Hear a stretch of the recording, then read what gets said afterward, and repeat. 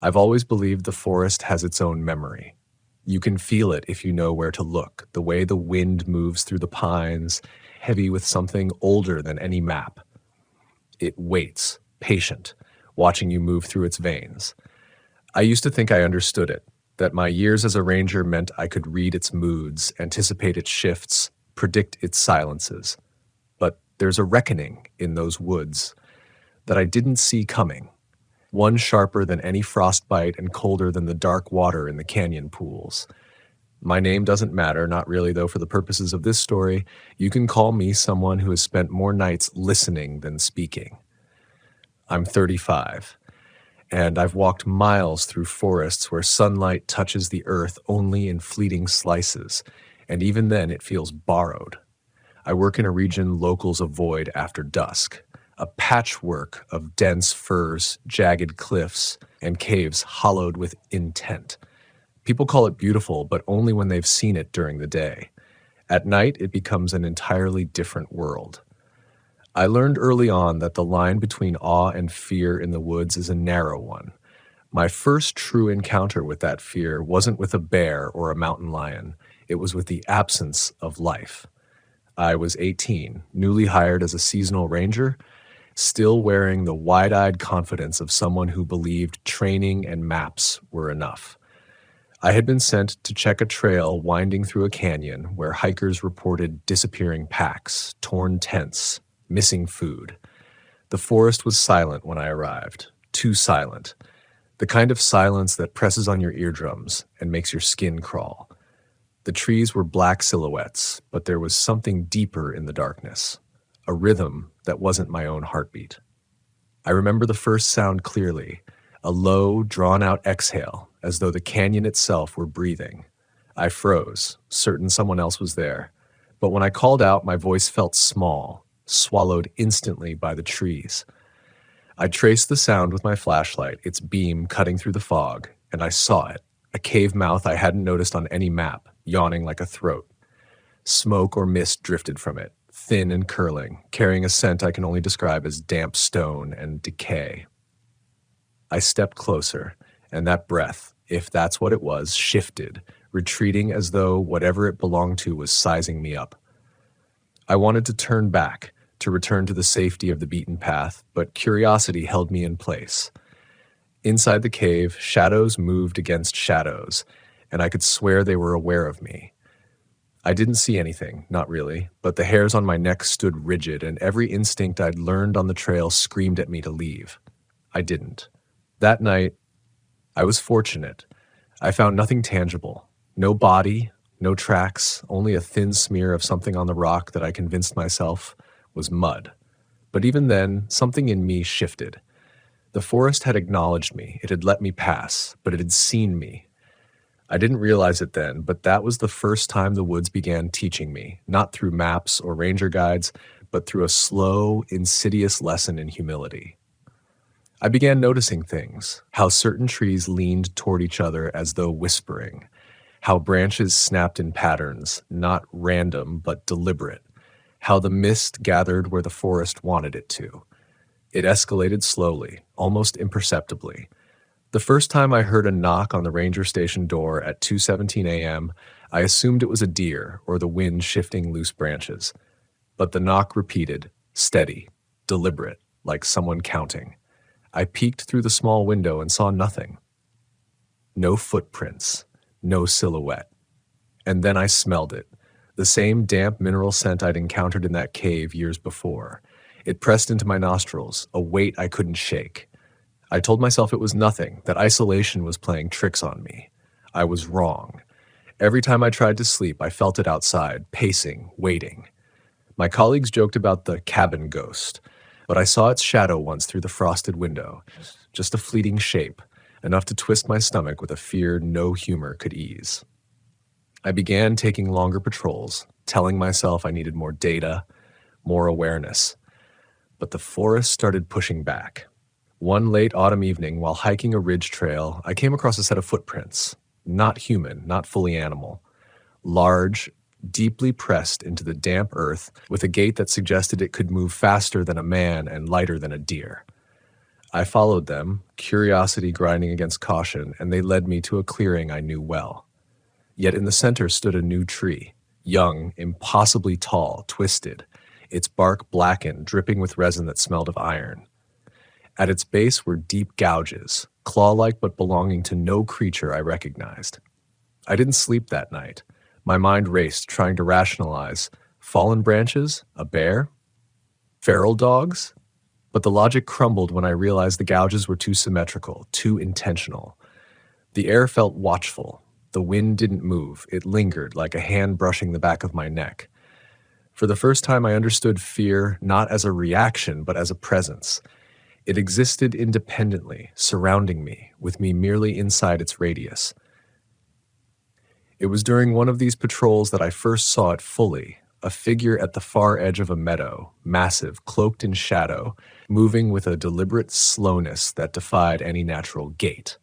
I froze, rifle raised without thought, heart hammering so loudly I feared it would alert the thing, but it didn't run or react as any animal would. It simply watched.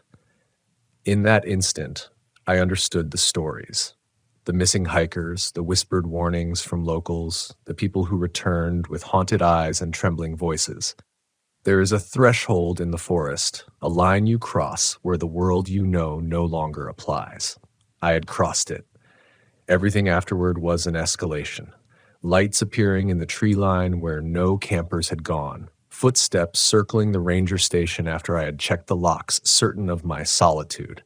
Howls that slid into cries, neither human nor wolf, echoing across ridges no living creature should have reached. And always, the smell, the damp mineral odor, laced with iron, creeping into my clothes, my pack, my skin. I slept with the lights on, weapons beside me, a whistle on my lips. Yet every night, the tension tightened, threading through my chest, gnawing at certainty. I made mistakes. I trusted the wrong colleagues once, assuming the forest's focus was only on me. One ranger disappeared after insisting on patrolling alone. His absence was noticed only at dawn, his pack found in a hollow cave, untouched by predators except for strange scratches on the walls, smaller, less organized than the ones I had seen, but terrifying in their precision. I questioned everything, my decisions, my instincts, my sanity. How could I guide others when the ground itself might betray them? How could I preserve life when the forest didn't follow the same rules?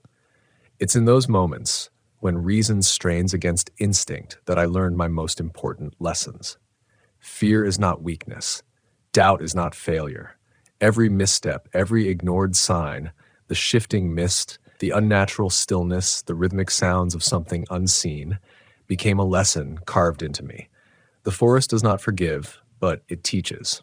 And sometimes it teaches you to accept the unknown, to understand that forces, creatures, presences, perhaps spirits, exist beyond human comprehension. The Yeti locals whisper about the monstrous silhouettes glimpsed between trees, the vanished hikers whose last screams echo across memory. They are all part of the same continuum. And I, a mere ranger, am not exempt. But survival requires understanding.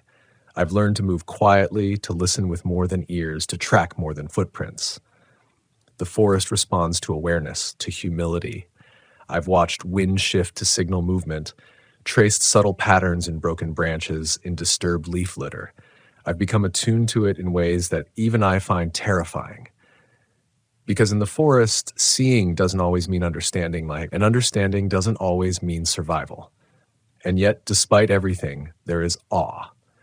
Every morning I wake to a canyon bathed in borrowed light, and every evening I watch the mist crawl through the ridges with patience and purpose. I'm reminded why I endure. The fear is real, constant, pressing, but paired with knowledge.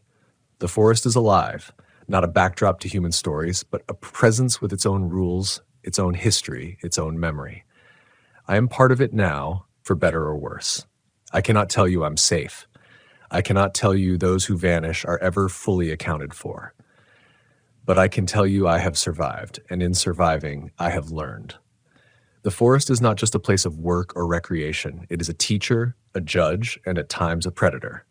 My years here have been a continuous lesson in vigilance, humility, and respect. Every echo, every shadow, every sudden silence is a message, and I have become fluent in the language of unease. I've also come to understand that the missing, the ones the reports gloss over, the hikers who vanish without a trace, are not exceptions. They are part of a list, a ledger the forest keeps, a tally of those who underestimated it. And I'm certain the list is longer than any official record admits. It is a ledger written in whispers, in cold drafts across sleeping bags, in footprints that disappear and shadows that bend. The forest remembers them, and it remembers me.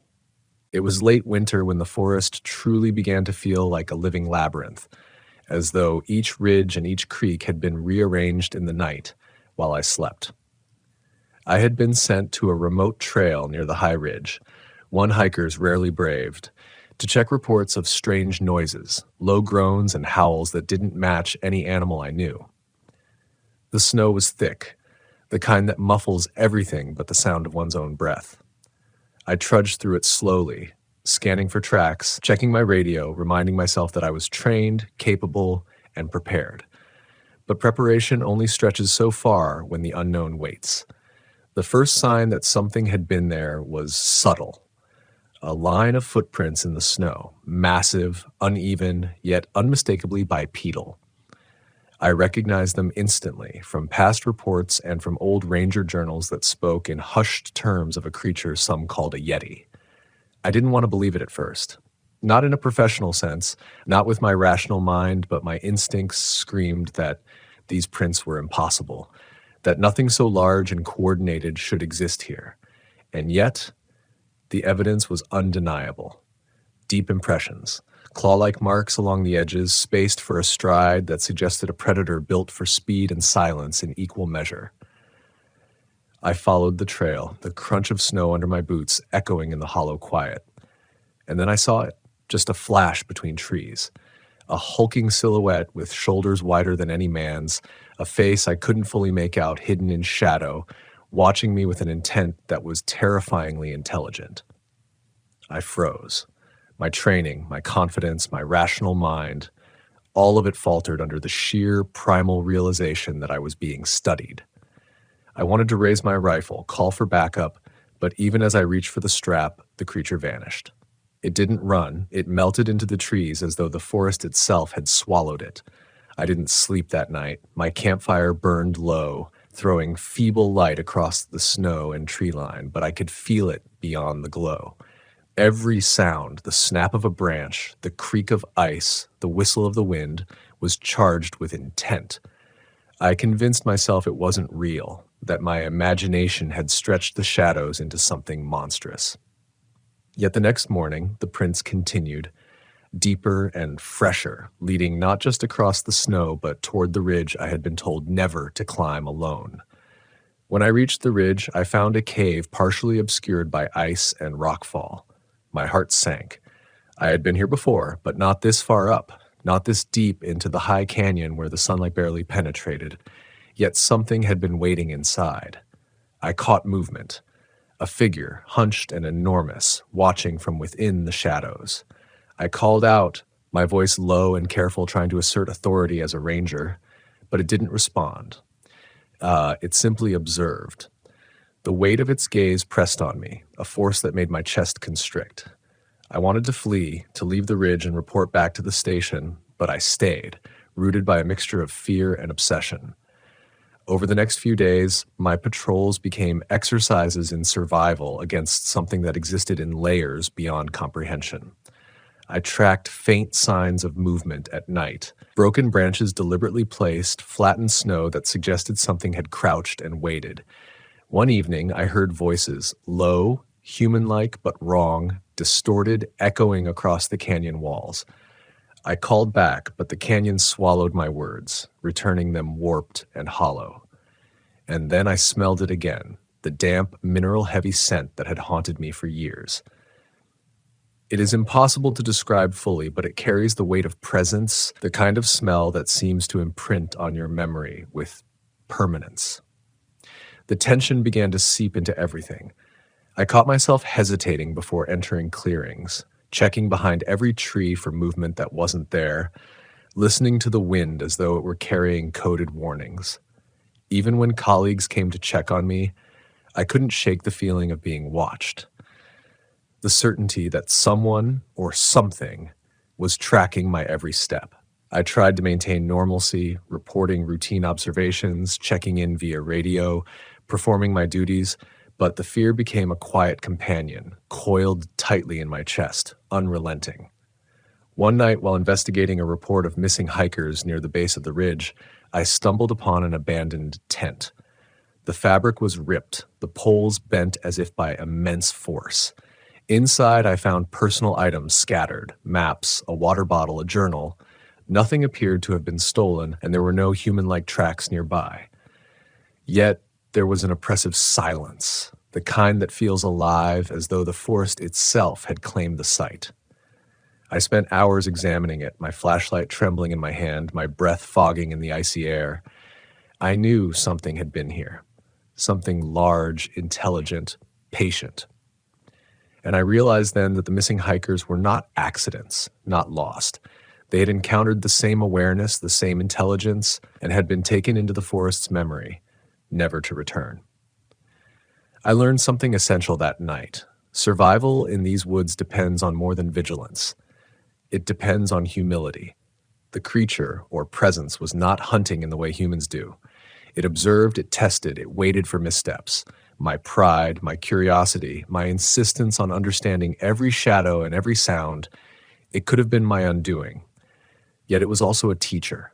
It forced me to strip away assumptions, to rely on senses honed over years, to respect the unseen rules that govern these ancient spaces. Weeks passed, and the encounters became more frequent, more intrusive. One night, I awoke to find footprints circling the ranger cabin, dozens of them, massive and bipedal, forming no clear pattern but deliberate in their placement. I felt a presence pressing at the edges of the structure, and a low, guttural sound vibrated through the air, a resonance that seemed to come from the ground itself. I gripped my rifle, my hands shaking, my pulse thrumming in my ears, and waited. The sound ceased after minutes that felt like hours, leaving only silence, and the sense that whatever it was, it had decided to retreat, temporarily. I understood then that the forest wasn't always cruel, but it was always patient. The psychological toll was relentless. I began to question my own mind, wondering if the isolation had broken me, if the missing hikers had simply been victims of my imagination. But I could not ignore the evidence, the footprints, the gouged trees, the lingering scent, the shadows moving just beyond perception. I carried cameras, sensors, even drones, but the forest always eluded capture. And in the process, I learned that fear is both a tool and a tormentor. It sharpens attention, heightens awareness, but it also seeps into every thought and every decision, twisting confidence into hesitation. One encounter nearly cost me my life. I was following a faint trail near a cliffside when the snow beneath me gave way. I fell into a hidden depression, landing hard, my leg twisted beneath me.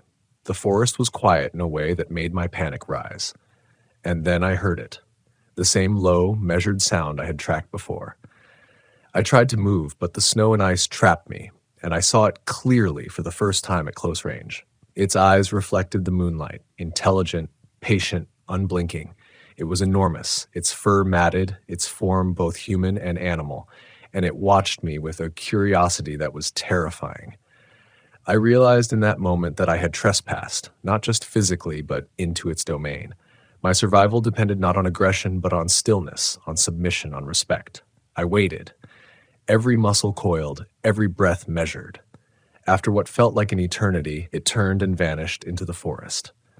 I lay there, trembling, unable to move, knowing that the forest had judged me and spared me, not for merit, but for compliance. It was a lesson seared into memory. The forest is sovereign, and its judgment is absolute. Even now, I carry that lesson. I patrol, I guide, I report, but I do so with a profound awareness that the forest holds secrets humans were never meant to fully comprehend. Each encounter has shaped me. Each shadow has taught me humility. The missing hikers, the vanished rangers, the unexplained noises, all reminders that fear is not weakness, but a guide. I am still here, still walking, still observing, and every step I take is a negotiation with forces older than maps, older than human understanding. Spring came slowly that year, tentative and pale, the snow retreating only to reveal hidden hollows, new caves, and evidence that the forest had been awake while the world beyond slept.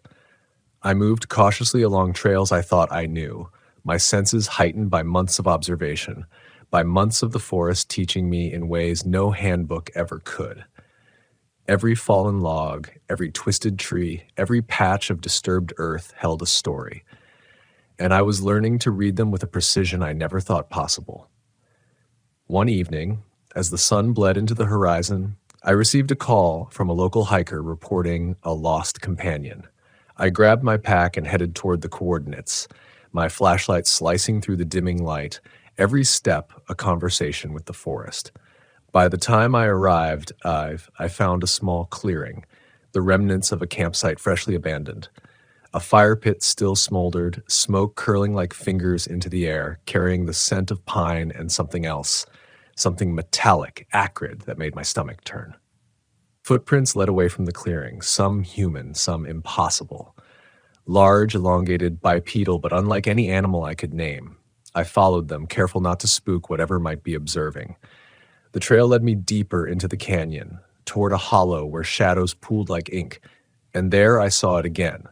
A figure, massive, cloaked in the dusk, its posture deliberate, its gaze fixed. Unlike before, it did not flee. It moved slowly, step by step, each motion calculated, each pause measured. My breath caught in my chest. I had faced fear countless times in these woods, but never with such certainty that I was being assessed. The missing hiker's voice echoed, faint, trembling, calling my name. I rushed forward, my adrenaline sharpening every sense, only to find the man unharmed but terrified, crouched beneath a fallen tree. He had seen it, he had heard it, he had felt its presence like a pressure in the chest. He could barely speak, and when he did, the words tumbled out in panic. I guided him back toward safety, my mind spinning with the knowledge that what haunted these woods was patient, intelligent, and terrifyingly aware of human limitations. That night, I lay in my tent, the forest alive outside, whispering through the trees, pressing its presence against the fabric walls. I tried to sleep, but the unease clung to me like a second skin. And then I heard it, the low, deliberate knock on a tree near my tent. Not a branch snapping in the wind, not an animal scurrying, but something heavier, controlled, deliberate. I froze. My flashlight illuminated nothing, yet the feeling of being watched was absolute. It circled, assessing, waiting. I held my breath until the sound ceased, and when it did, the silence was heavier than the noise, weighted with expectation. The days that followed were a continuous test. Each patrol revealed signs that the forest, and whatever lived within it, had expanded its awareness of me. Trees were marked with deep gouges, broken branches placed in patterns I could not decipher. Footprints appeared and vanished as if the ground itself had swallowed them. Even the wildlife behaved strangely.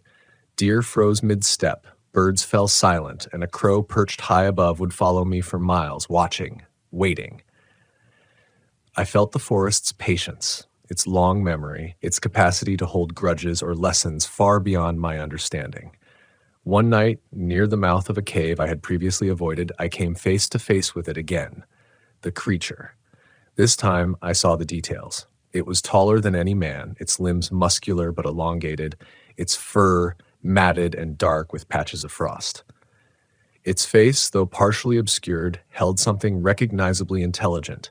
Eyes like deep pools reflected my flashlight, assessing me as if weighing my worth, my intent. I felt a shiver ripple through me, a primal acknowledgement that I was not the predator here. I raised my rifle, but my hands shook violently. The creature cocked its head, and in that instant I understood. It had no need to attack. Observation was its power. Fear, curiosity, and respect were enough to control the interaction. I lowered the rifle. Silence fell, complete and oppressive. Then, without a sound, it turned and disappeared into the shadows, leaving me standing at the cave's entrance, trembling, aware that I had been tested and spared. The forest exhaled, as though releasing a held breath. I knew then that my life depended not on dominance or courage alone, but on understanding, on humility, on aligning my instincts with the rhythms of a world older than human memory. The psychological weight of these encounters became almost unbearable. I began to notice subtle signs everywhere. Shapes in mist that shifted unnaturally, repeated patterns in fallen leaves, disturbances in the undergrowth that suggested careful, deliberate movement. Each observation heightened my vigilance, but also gnawed at my peace of mind. I questioned reality constantly, doubting whether the Yeti, or whatever it was tangible, or a manifestation of my own fear pressed to its limits. And yet each time I glimpsed the evidence, each fresh set of footprints or gouges, I knew with certainty it was real, and it was always watching. I made mistakes, of course. One evening, I underestimated the terrain and found myself trapped on a narrow ridge with cliffs dropping sharply on both sides. Snow slid beneath my boots, rocks threatened to give way. And then I heard it. The guttural exhale, the low measured sounds, the intelligence behind the noise unmistakable. I froze, realizing my error. Any sudden movement could provoke curiosity, or worse.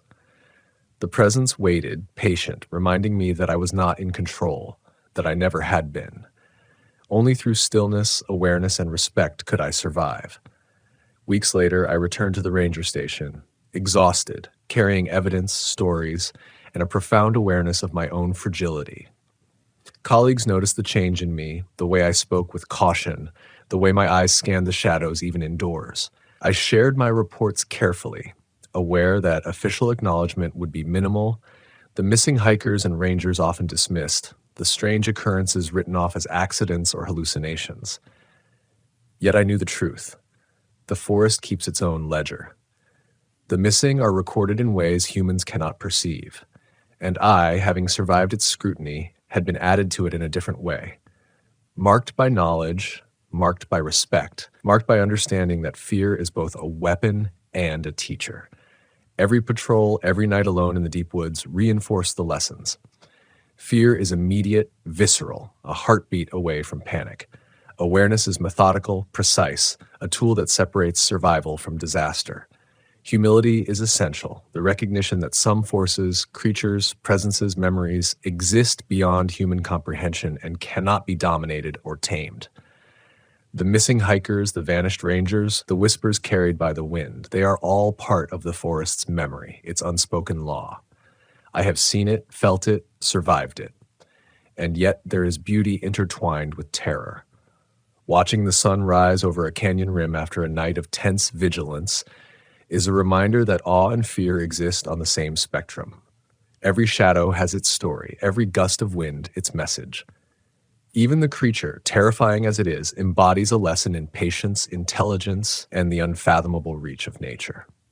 My role as a ranger is no longer just protection or management. It is understanding, witnessing, and respecting forces far older than myself. I have learned that fear does not make one weak. It sharpens perception, forces adaptation, and teaches resilience in ways comfort cannot. I have learned that the forest is alive in ways humans rarely acknowledge, that it watches, waits, and records. And I have learned that the missing, those whose names never make headlines, those whose disappearances are quietly noted and dismissed, exist as reminders of what happens when respect is forgotten, when awareness falters. The forest is patient, and so am I. Each encounter, each test, has built me into a different kind of ranger, one shaped by shadows, by whispers, by presence and absence alike. And I know now that my survival is not an accident. It is earned, moment by moment, lesson by lesson, in the understanding that the forest's memory is long and its judgment absolute. Summer arrived with a heat that pressed on the thick and suffocating, carrying scents of pine resin and rotting earth. I had grown accustomed to the forest's moods, but that season something felt different. The air itself was heavier, and every rustle of leaves carried weight, as though the forest had begun to test me more deliberately. I was assigned to a deep canyon known for disappearing hikers, one of the oldest ranger districts, with caves that had never been fully explored. I felt anticipation, fear, and an odd sense of purpose all at once. The forest had long since become a teacher I could not ignore, and this canyon was one of its final exams. I moved along a narrow trail that hugged the edge of the cliff, snow long gone but replaced by slippery moss and damp earth. The sun, high and blazing, did little to dispel the shadows. And then I heard it, a low growl, distant at first, yet resonating through the canyon like a pulse. My heart quickened, my pulse echoing in my ears, but my training took over. I slowed, assessed, scanned the tree line. Something was there, waiting, intelligent, aware, and patient. I followed instinct, not fear, as I moved toward the sound, stepping carefully over roots and rocks, each step deliberate, each breath measured. It appeared suddenly, a figure massive and imposing, more terrifying in daylight than I had ever imagined. Its eyes, dark and reflective, held an intelligence that was unnerving, as if it could see into me, my thoughts, my fears, my mistakes. Its fur was matted, wet with sweat or dew, clinging to its immense frame. The creature tilted its head, considering me, assessing whether I was prey, threat, or simply a curiosity. I did not raise my weapon. To do so felt foolish. This was not a predator in the way I knew. This was something older, something that measured intent and patience. My survival depended on the one tool I had left: calm, awareness, and respect. I spoke, low, careful, words meant not to threaten, but to assert presence. The creature did not respond, but it didn't flee either. It shifted slightly, and I realized with a jolt that the forest itself seemed to move with it. Branches bent subtly, leaves rustled without wind, shadows shifted in deliberate ways. I understood then what I had always suspected. This being was part of the forest, and the forest was alive in ways humans rarely comprehend. Days passed in a haze of observation and caution. I established a temporary camp near the canyon mouth, careful to leave markers and maintain routines that would not draw the creature's ire. But one night, as I tried to sleep under a thin tarp, I heard movement so precise it seemed impossible, a series of careful steps circling my camp, pausing then retreating just out of sight. I gripped my flashlight, illuminating the edges of the clearing, but all I saw were shadows, shadows that moved with intent. And then the smell came, the same damp, mineral-heavy scent I had learned to recognize. My body tensed, every nerve alert. The encounter that followed changed me permanently. I awoke to a low rumble, the earth trembling beneath me. Outside my tarp, shapes shifted in the moonlight. Massive, hulking forms moving with uncanny coordination. There was more than one. Footprints surrounded my camp, overlapping, intersecting, creating a pattern that was deliberate and alien. I realized then that I was not dealing with a single creature, but with something that had intelligence, strategy, and patience beyond human reckoning. The forest had gathered its forces, and I was being evaluated, tested, weighed for worth. I stayed still, listening, breathing shallowly, aware that any sudden movement could provoke attention. Hours passed, or perhaps minutes. The perception of time became irrelevant under such pressure. When the shapes finally receded, leaving the camp untouched, I knew something crucial. Survival was not about dominance, not about aggression, but about awareness, restraint, and respect. To survive in this forest, one had to recognize the intelligence behind the natural world and align oneself with it, rather than opposing it. I left that canyon the following morning, careful, deliberate, carrying nothing but the lessons I had learned. Each footprint, each shadow, each whisper of the wind was a reminder that the forest holds memory, judgment, and knowledge that far surpass human understanding. I returned to my colleagues, changed in ways that were difficult to articulate. My reports were filed carefully, the strange occurrences noted, but I knew the full truth could never be captured on paper. The forest does not reveal itself to the unprepared, and the missing, those hikers, those rangers, those travelers who vanished, exist in a ledger that is invisible yet absolute. The lessons persisted beyond encounters.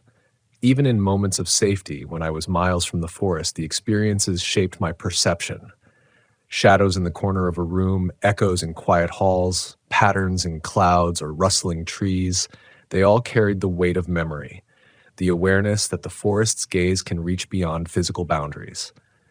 Fear became a tool, an instrument of focus and understanding, teaching me to navigate not only the woods but life itself with caution, attention, and humility.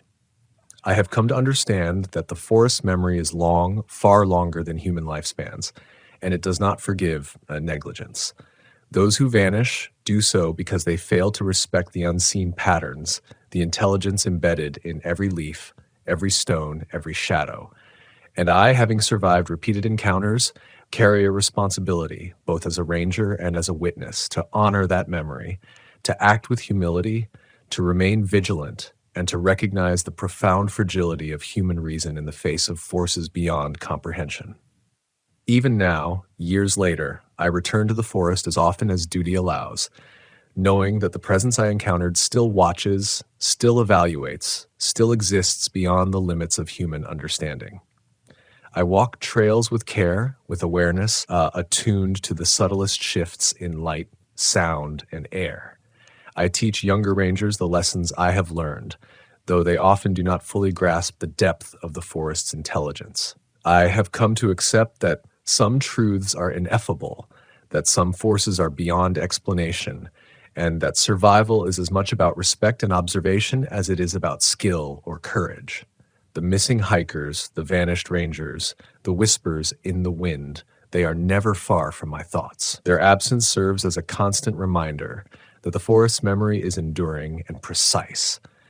It is a ledger longer than any official record, a tally that accounts for every intrusion, every misstep, every act of arrogance or disregard.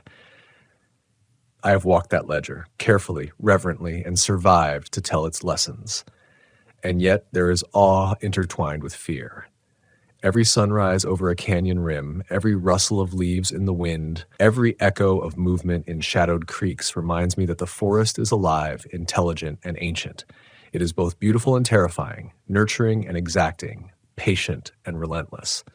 To walk among its trees is to understand humility, to respect forces greater than oneself, to carry fear not as weakness but as guidance. I have come to recognize that survival is not merely physical. It is psychological, spiritual, and moral. Awareness, restraint, and respect are as vital as stamina and skill. Each encounter has carved lessons into my mind, shaped my perception of life and death, of presence and absence, of fear and awe. And in that understanding lies the real work of a ranger. To navigate not only terrain, but the unseen currents of intelligence, memory, and judgment that flow through the forest. The missing, those whose names never reach the news, whose disappearances are quietly cataloged, exist in the forest's ledger. And I know now that the list is far longer than anyone admits. Each disappearance is a lesson, each footprint a warning, each shadow a reminder that the forest's gaze is patient, intelligent, and absolute. I walk among these forces with awareness, humility, and reverence, knowing that every day survived is both a triumph and a reminder of my own vulnerability. Even as I leave the canyon, even as I report, even as the seasons shift, I carry the lessons forward. Fear is not an enemy, it is an instructor. Awareness is not a burden, it is a shield. Humility is not weakness, it is a key to survival. The forest has taught me more than maps, training, or experience ever could. It has taught me to respect the unseen, to honor the vanished, and to recognize that the line between awe and terror is finer than any human mind can fully grasp. And so I walk on, always attentive, always cautious, always aware that the forest's memory is long, and that my own story is but one among countless chapters written in shadow, snow, and stone. Every step carries a lesson. Every glance into shadow holds a question, and every moment of stillness teaches me the true measure of survival in a world older, wiser, and infinitely more patient than humanity can ever claim to be. Autumn returned, carrying a chill that crept through the canyons and twisted ridges like a living thing.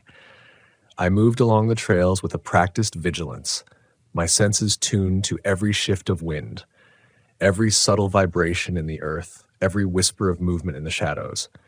The forest was alive, more alive than ever, and I felt its gaze settle on me with a weight that was both oppressive and oddly reassuring. I had survived winters of silence, springs of observation, summers of confrontation. And now, as the leaves turned and fell, I understood that my journey was reaching an inevitable conclusion, not in death, but in understanding.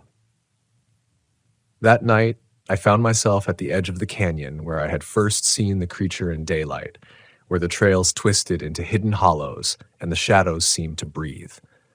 I had heard stories from older rangers, legends whispered over campfires, of hikers who disappeared without a trace, of figures glimpsed between trees, of sounds that carried the weight of intelligence. I had doubted them once, as any rational mind would, but I no longer doubted. I knew the truth. The forest keeps its own ledger, longer than any record, and I had walked among the names inscribed within it. The air was thick, heavy with the scent of wet earth and resin, and for the first time I felt that weight pressing not against me, but around me, as though I were part of the ledger now, not a visitor, but a participant, a witness, and a student. And then I heard it, the low exhale, measured, deliberate, the sound that had haunted every patrol, every night, every step of my journey. I froze. My heartbeat thundered in my chest, yet I did not raise my rifle. I did not flee. I simply stood, aware, present, respectful. From the shadows it emerged. The creature, the Yeti, or whatever it truly was, stepped into the faint moonlight filtering through the trees. Its eyes, dark and reflective, locked onto mine. It moved with purpose, each motion deliberate, measured. I felt no immediate threat, only awareness, intelligence, and the undeniable presence of something older than memory, older than human comprehension. I realized in that moment that the fear I had carried for years had never been about death alone. It was about understanding, humility, and the fragility of human perception when confronted by forces beyond reasoning. It came closer, pausing several feet away, its breath visible in the chill night air. And I understood something profound. This encounter was not meant to terrify.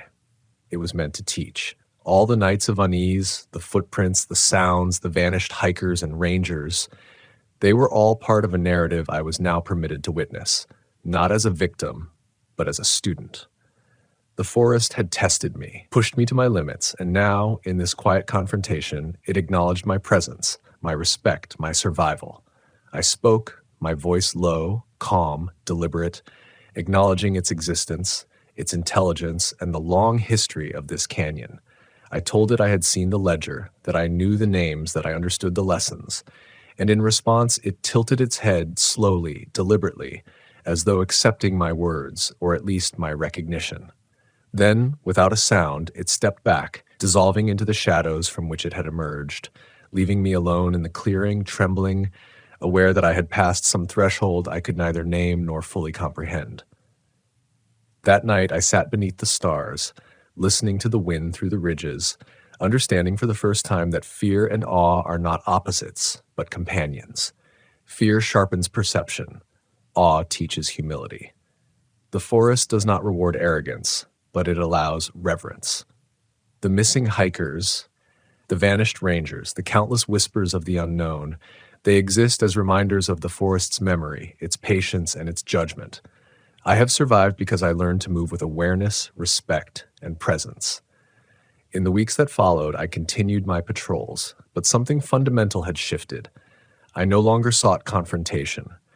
I no longer feared the unknown as a threat, but as a teacher. I moved deliberately, observing, listening, noting patterns, and always respecting the intelligence that thrummed beneath the forest floor, in the wind, in the shadows. My reports reflected caution, precision, and humility. I shared lessons with younger rangers, emphasizing observation and restraint, teaching them that survival is rarely about aggression, but about understanding, patience, and alignment with forces greater than oneself. And yet, the forest's lessons were never complete. I have returned to the caves, to the ridges, to the hidden hollows countless times, each patrol a negotiation with the unseen.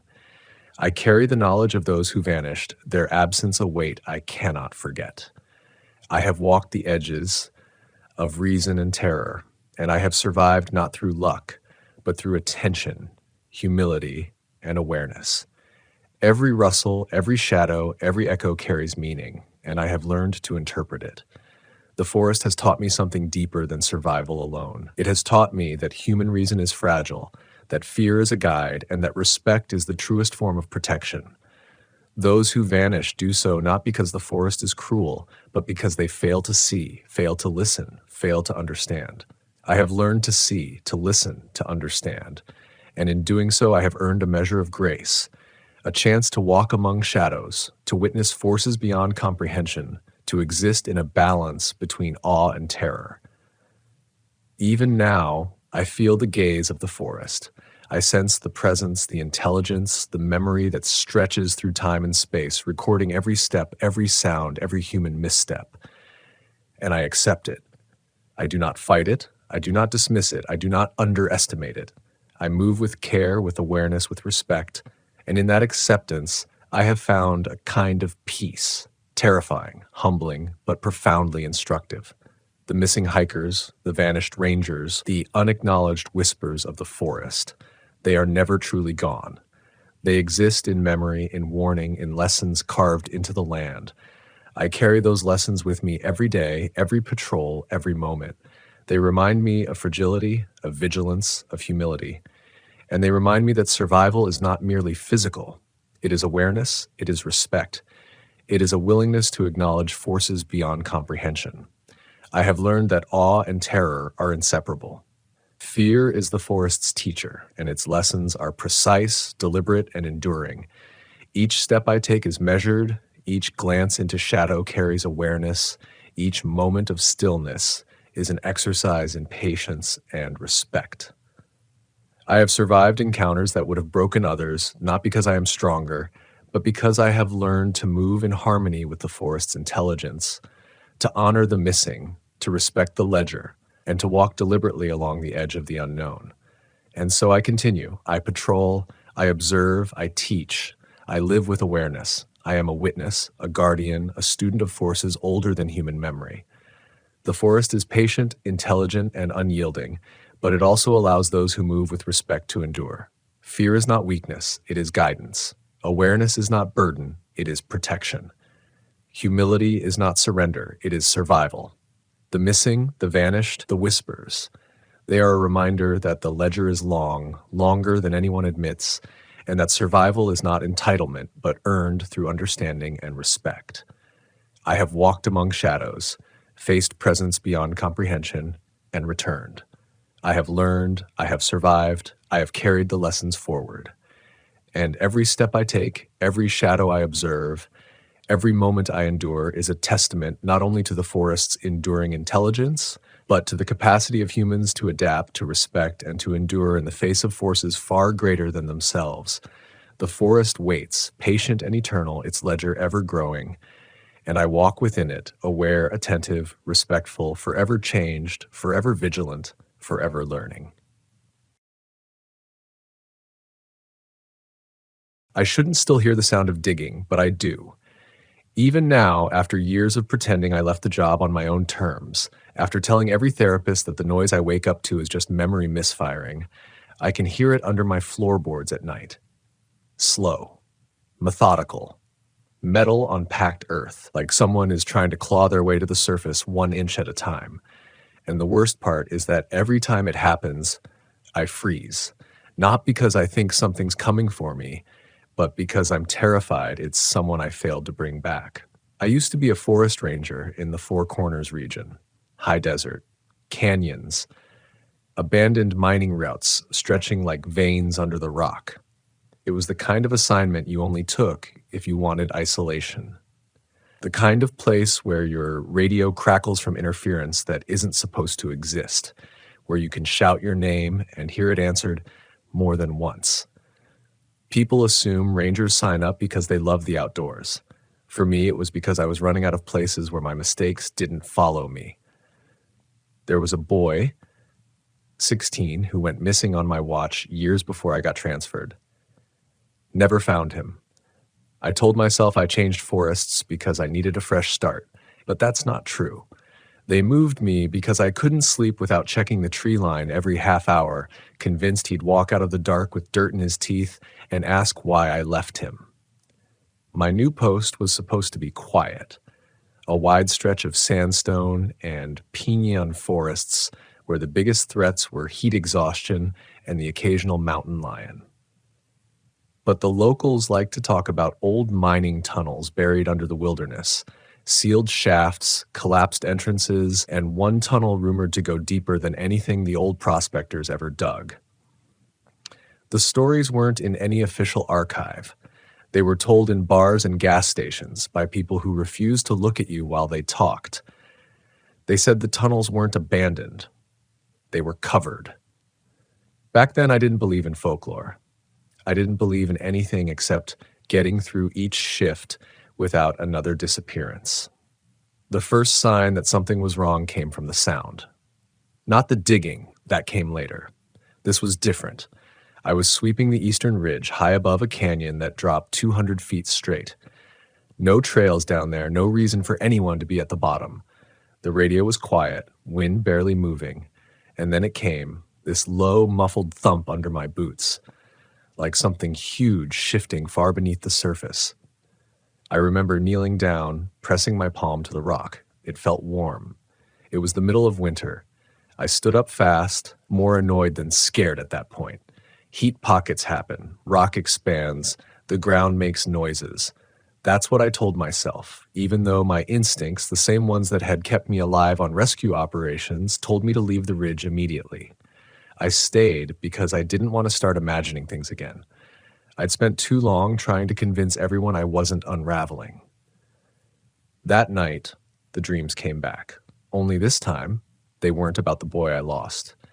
In the dream, I was walking through a tunnel lit by a single dangling bulb. The walls were too narrow, scraped smooth, not chiseled like old mine shafts. Dirt shifted behind me even though I wasn't moving. When I turned around, I saw a figure at the edge of the light. Not approaching, just standing. Its outline was wrong, like it had been drawn by someone who had heard of people but never actually seen one. When I woke up, my mouth tasted like iron, as if I'd been breathing in rust. The next day, dispatch notified me of an overdue hiker, middle-aged man, last seen near a dry wash that hadn't held water in years. He wasn't the type to take risks. No climbing, no off-trail exploring, the kind who stayed on marked paths and checked his map every 100 feet. People like that don't just disappear. The wash was easy to find. His tracks were there at the start. Then halfway down, they just stopped. Not drifted under sand, not overlapped by animal prints. They ended mid-stride, like the man had stepped into empty air and vanished. I crouched down and sifted the sand. Underneath, the dirt was colder than it should have been. When I pushed my fingers deeper, I felt vibrations. Not from machinery, not from movement. They were too steady, too rhythmic. Like a heartbeat, I jerked my hand back, stood up too fast, and nearly lost my balance. The sun felt dimmer. The air smelled faintly of burnt hair. I called it in, but I didn't tell dispatch everything. Just that the hiker was missing and the terrain felt unstable. I didn't mention the temperature, or the vibrations, or that I'd looked up from the tracks and for a split second seen a silhouette on the canyon rim above me, tall, stick straight, and gone the moment I blinked. That night, I couldn't shake the feeling someone had followed me home. The sky was clear, the desert silent, but every time I turned away from a window, I felt watched. I checked the locks twice, then 3 times, then I forced myself to stop because I knew the pattern. Hypervigilance turning into obsession. I lay in bed listening. The heater clicked on, the fridge hummed, and beneath those familiar sounds, I thought I heard something soft, like dirt, shifting in a narrow space. I told myself it was in my head. Then came the second disappearance. A ranger from a nearby district, Daniel, stopped by my station to compare notes. He was young, optimistic, the kind of guy who still thought wilderness was beautiful instead of hungry. He said 2 hunters had vanished near a restricted zone not marked on public maps. He showed me the coordinates, and my stomach knotted. It was on the same ridge where I'd felt the warmth through the rock. We drove out together. The sun was sinking behind the mesas, stretching shadows that moved slower than they should. We hiked toward the ridge in near silence. Daniel eventually asked what I thought we'd find. I told him the truth. I didn't know, but I had a bad feeling. We reached the ridge just before dusk. The air was warm again, unnaturally so. The ground seemed to pulse under us. Daniel crouched to take a temperature reading, but before he could stand up, a sound rolled beneath our feet, a long metallic groan, followed by a sharp, hollow knock. He looked at me, wide-eyed. I didn't want to say it, but the word formed in my head anyway. Knocking, from beneath us. Before either of us could react, the ground shuddered hard enough to rattle my teeth. Birds erupted from the trees below. A deep, grinding rumble echoed from the canyon walls, and then silence. Total. Crushing. Wrong. Daniel whispered that he wanted to go back. I told him we would, but when we turned around, there were footprints behind us. Not ours. Not human. Deep impressions spaced too far apart, toes too long, the arch inverted like the foot had bent the wrong way. They led down the ridge toward the darkening canyon, and they hadn't been there when we arrived. Daniel grabbed my arm and muttered that he couldn't breathe. The air felt tighter, thinner. I could hear something faint, drifting up from below, like someone exhaling through dirt. We left, fast. But the footprints followed us for nearly half a mile before vanishing in the brush. By the time we got back to our vehicles, Daniel couldn't stop shaking. He said he'd felt something touch his boot when we turned away from the ridge, like fingers curling around his heel from below. I didn't tell him I felt it too. That night was the first time the digging started under my cabin, and it hasn't stopped since. The first night I heard the digging, I thought it was an animal, maybe a pack rat or a fox burrowing under the foundation. But after the first few minutes, the rhythm changed. Animals dig in frantic bursts. This was slow, intentional. 3 scrapes, a pause, then 2 dull strikes, like someone using a tool made of bone or stone. A primitive patience, a direction, my direction. I sat up in bed with the blanket pressed to my chest, listening so hard I could hear my pulse in my teeth. The sound wasn't coming from outside. It was deeper, as if the earth itself was hollow and something was traveling upward through it. Each scrape vibrated through the frame of the cabin and into my rib cage. I didn't move, didn't breathe, didn't blink. When the digging stopped, the silence was worse, like the world was waiting for me to make a sound first. I barely slept. At dawn, I drove back to the ridge with every part of me telling me it was a mistake. The desert looked normal enough, sunlight hitting red rock, a few crows circling something dead far off, wind moving sluggishly through the junipers, nothing to indicate the ground had shaken the night before. But as soon as I stepped out of the truck, I felt it again. The warmth. Faint, but wrong. A breath rising from below. I checked the area where the footprints had been. The sand was disturbed, but not by wind. It looked like something had swept the ground from underneath, smoothing the surface outward, clearing the trail, erasing the evidence. I knelt down and pressed my ear to the dirt. At first, I heard nothing, then a faint tapping, irregular, deliberate. Not an echo of my heartbeat, something else, something deeper. I told myself to stand up, to walk back to the truck, to leave. But I stayed there, crouched like prey. When the tapping stopped, I could swear I heard breathing. Not human, not animal, just the idea of breath. I drove back to the station and reported the area as geologically unstable, recommending closure until a survey team could evaluate it. I left out the breathing. I left out the digging. I left out the fact that I could still feel heat pulsing under my boots even after I walked away.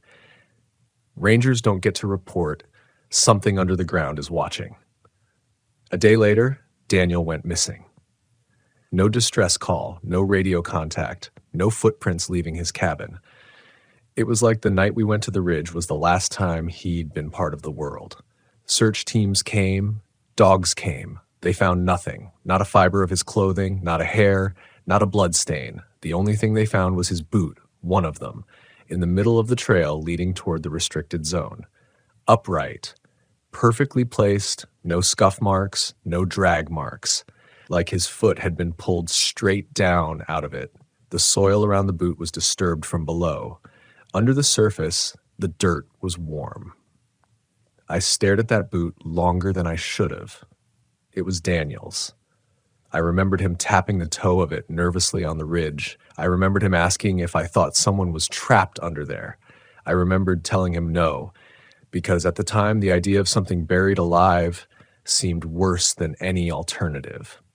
Now I wasn't sure. When the search was officially called off, the station chief pulled me aside and asked if I wanted to be reassigned, quietly, unofficially, far away from the district. I told him no. He studied me for a moment like he was trying to decide whether I was lying or broken. Maybe both. 2 nights after Daniel vanished, the digging under my cabin intensified. I sat in the dark with every light off, listening. 3 scrapes, pause, 2 strikes, each one a little closer. I kept imagining a hand breaking through the floorboards, long fingers coated in red sand curling around the wood. A hand that didn't belong to anything that had ever walked above ground. At some point, the digging stopped abruptly, replaced by a new sound. Soft, shifting, like something brushing against the underside of the cabin, feeling its shape, feeling mine.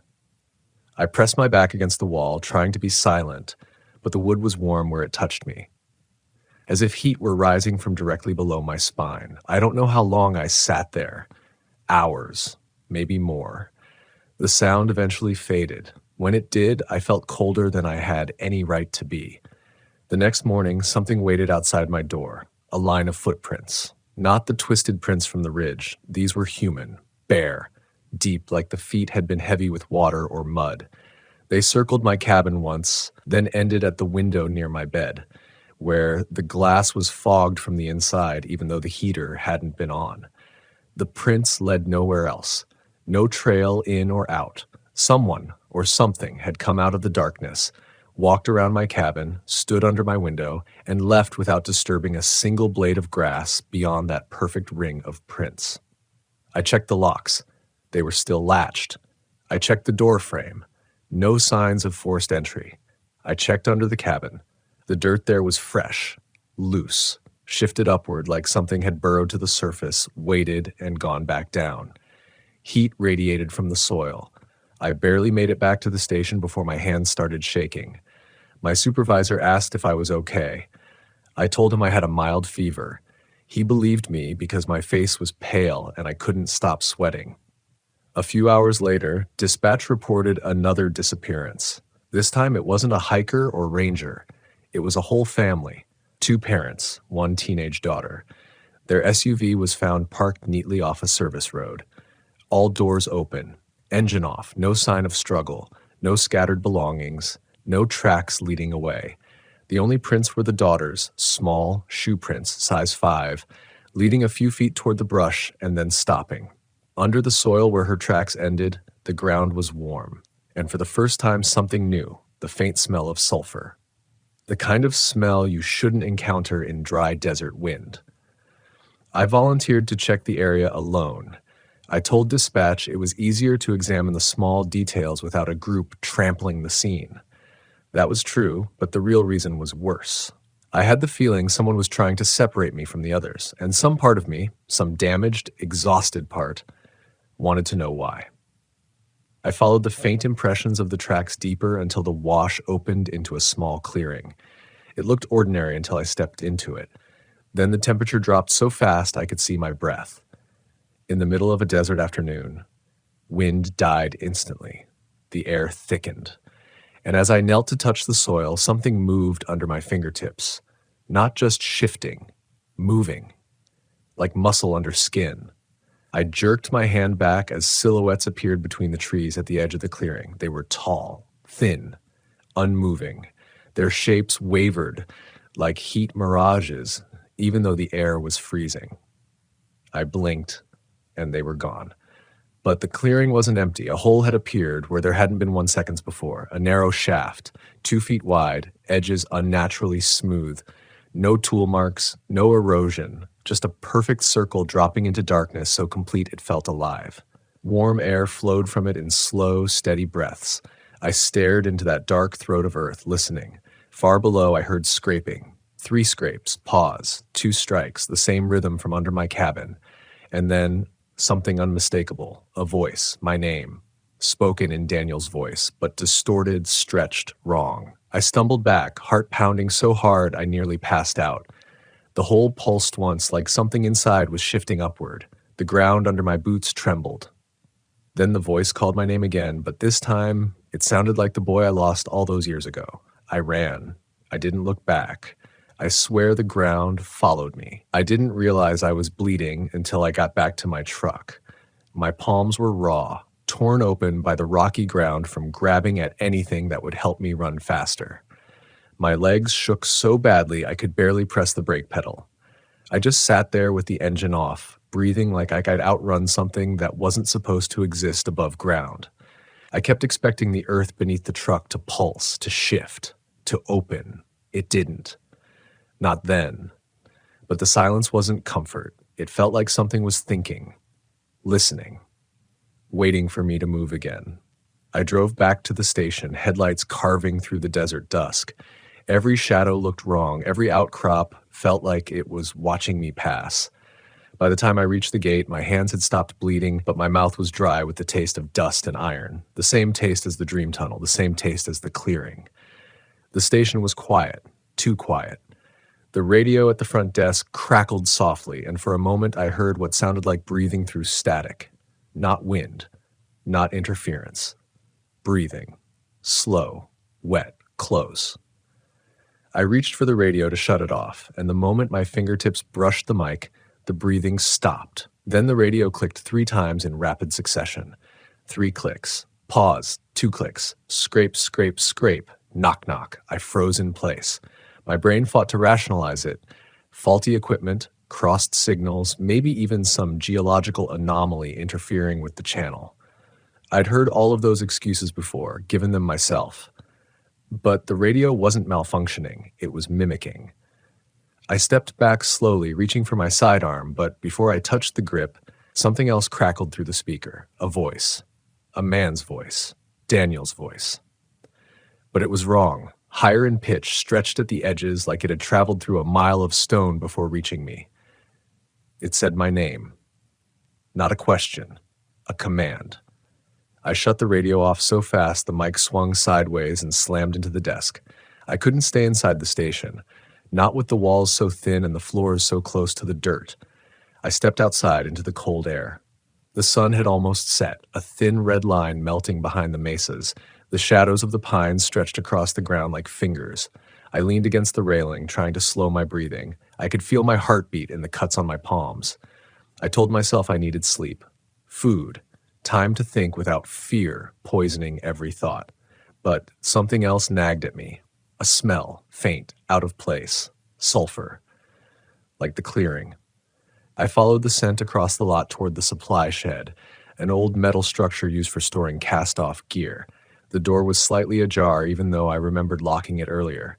I could have left, could have walked away, could have pretended I didn't smell the thing that shouldn't exist. But rangers don't get to ignore things. I pushed the door open. Inside, the light flickered weakly, swinging on its chain.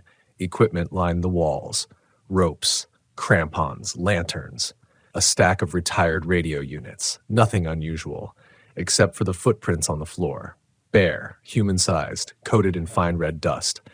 They circled the room, pausing beside shelves, the old lockers, the workbench, as if someone had walked through the space trying to understand it, trying to understand us, trying to understand me. I crouched, studying the prints. They were too clean, no smudging, no scattered dust, no partial toe marks.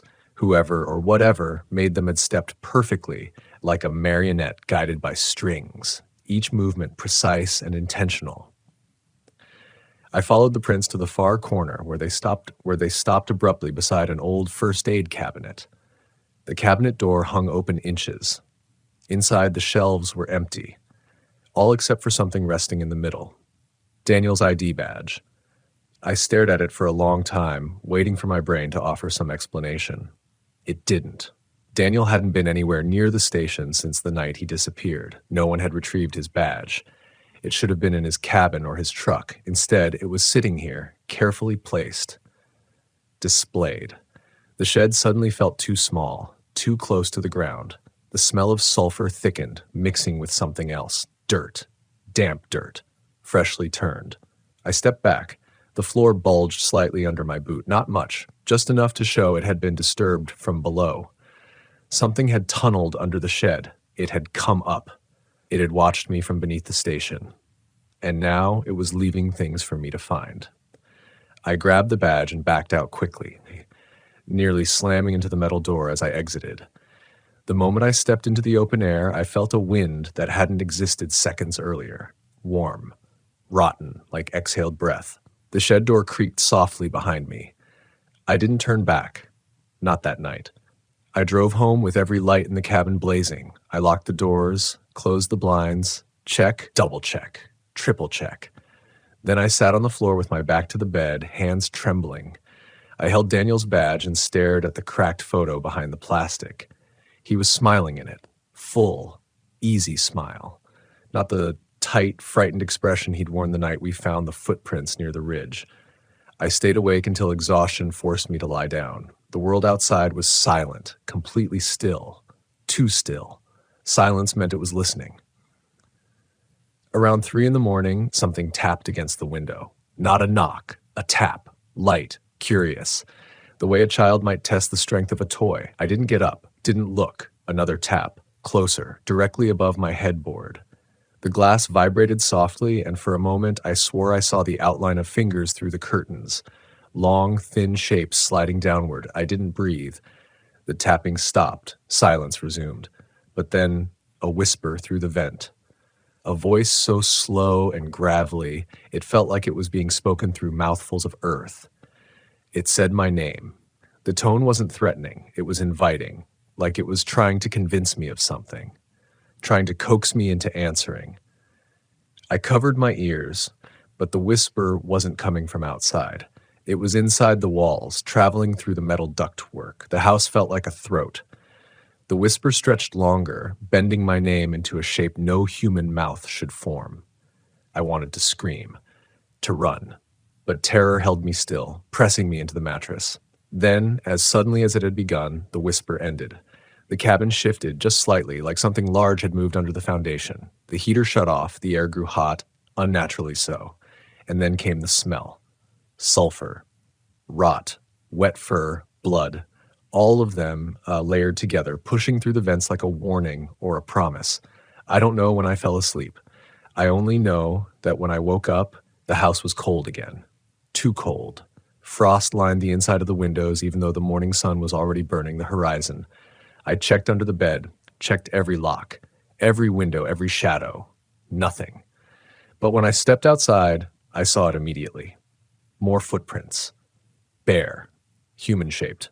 But the toes were longer this time, the arches deeper, the heel narrower, as if whoever made them was evolving with each appearance, becoming something new, something meant to walk on the surface. They led from the edge of the woods straight to my door, and underneath the welcome mat was a small, curled piece of paper, folded once, neat, clean, deliberate. My hands shook as I unfolded it. Inside was a single word scratched in red dust, down.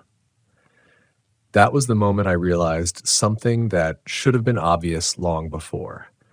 Whatever was beneath the earth wasn't trying to reach the surface. It was trying to bring me below it. I stared at that single word, down, until the edges of the paper blurred. My first instinct was denial. A prank. A sick joke from someone who knew the missing cases. Maybe even from someone inside the department. But the dust smeared onto my fingertips wasn't regular soil.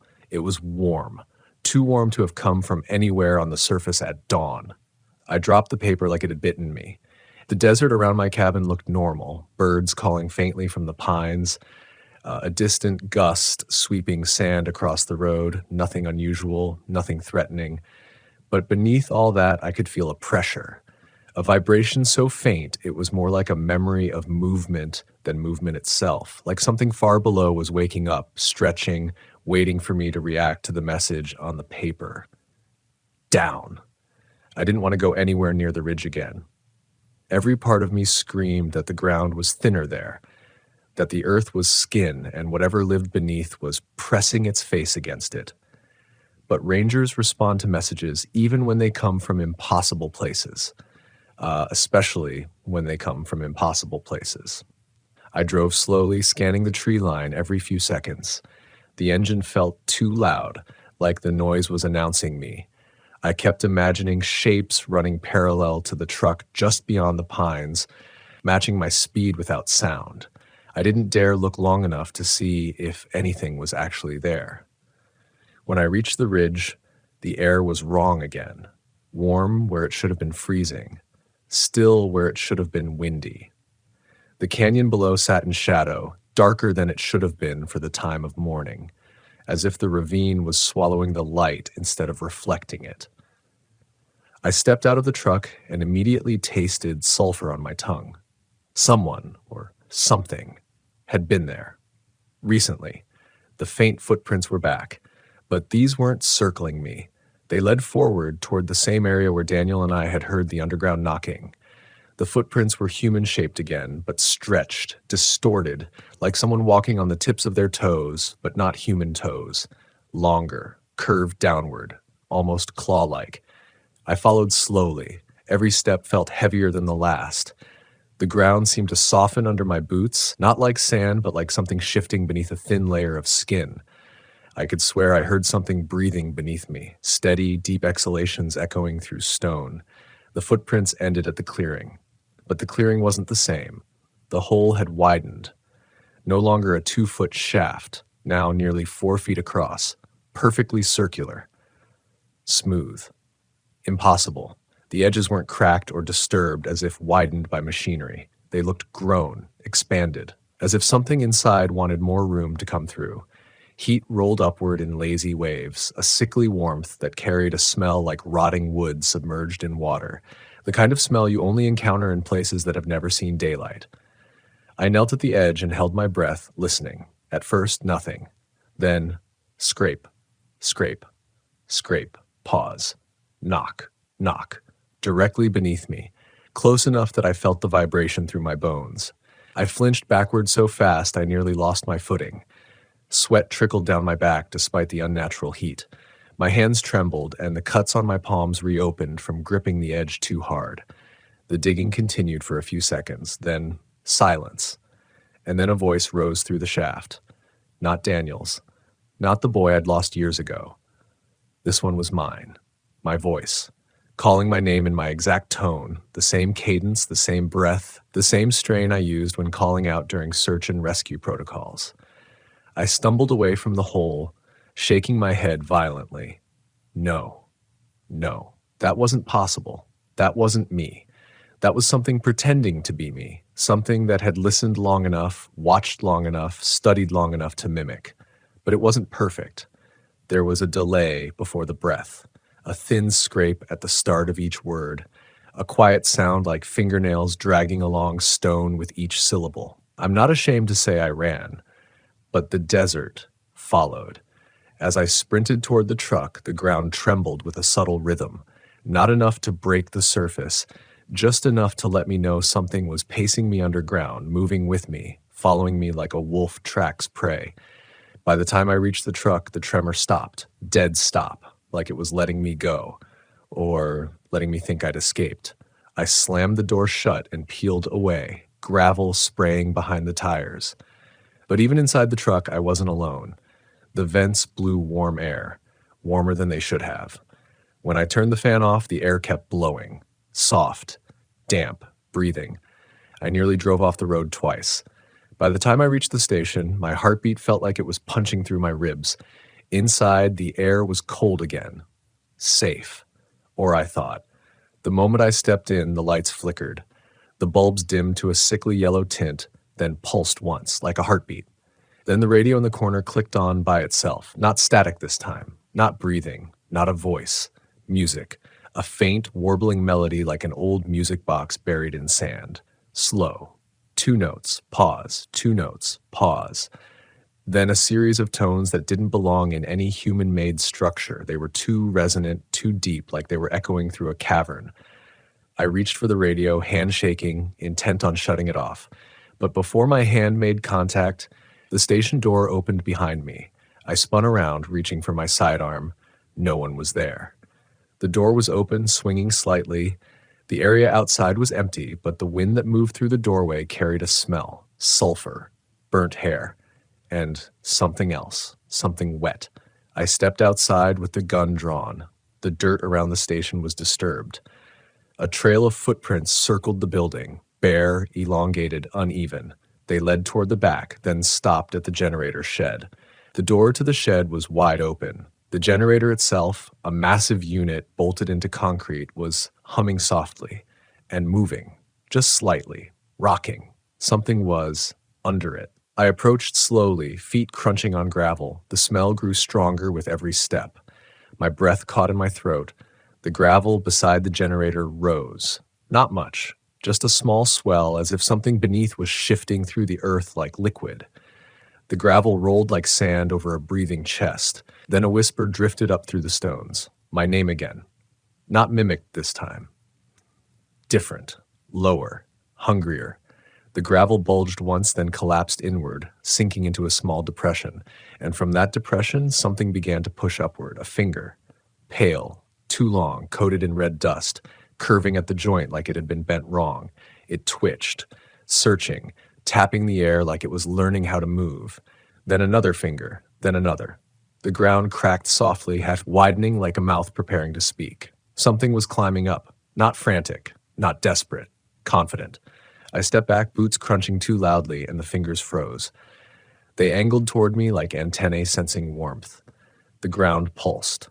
A hand began to emerge, long, skeletal, skin stretched too tight, knuckles sharp as stone. It wasn't human.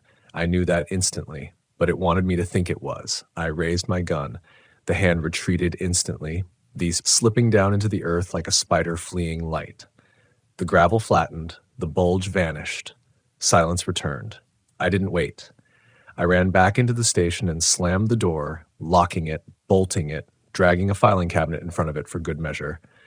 My breath shook. My hands stung. My chest felt like it was full of hot gravel. The radio clicked 3 times. Scrape, scrape, scrape. Knock, knock. Then a static-filled whisper. Down. The lights flickered again, then went out. I stood in the dark, listening to the breathing rising from the vents. And in the blackness of the station, with no wind and no heat and no movement on the surface, I realized something I had been trying not to consider. What was beneath the ground wasn't following me. It was hurting me. When the lights went out, the darkness inside the station wasn't complete. It had weight, shape, texture.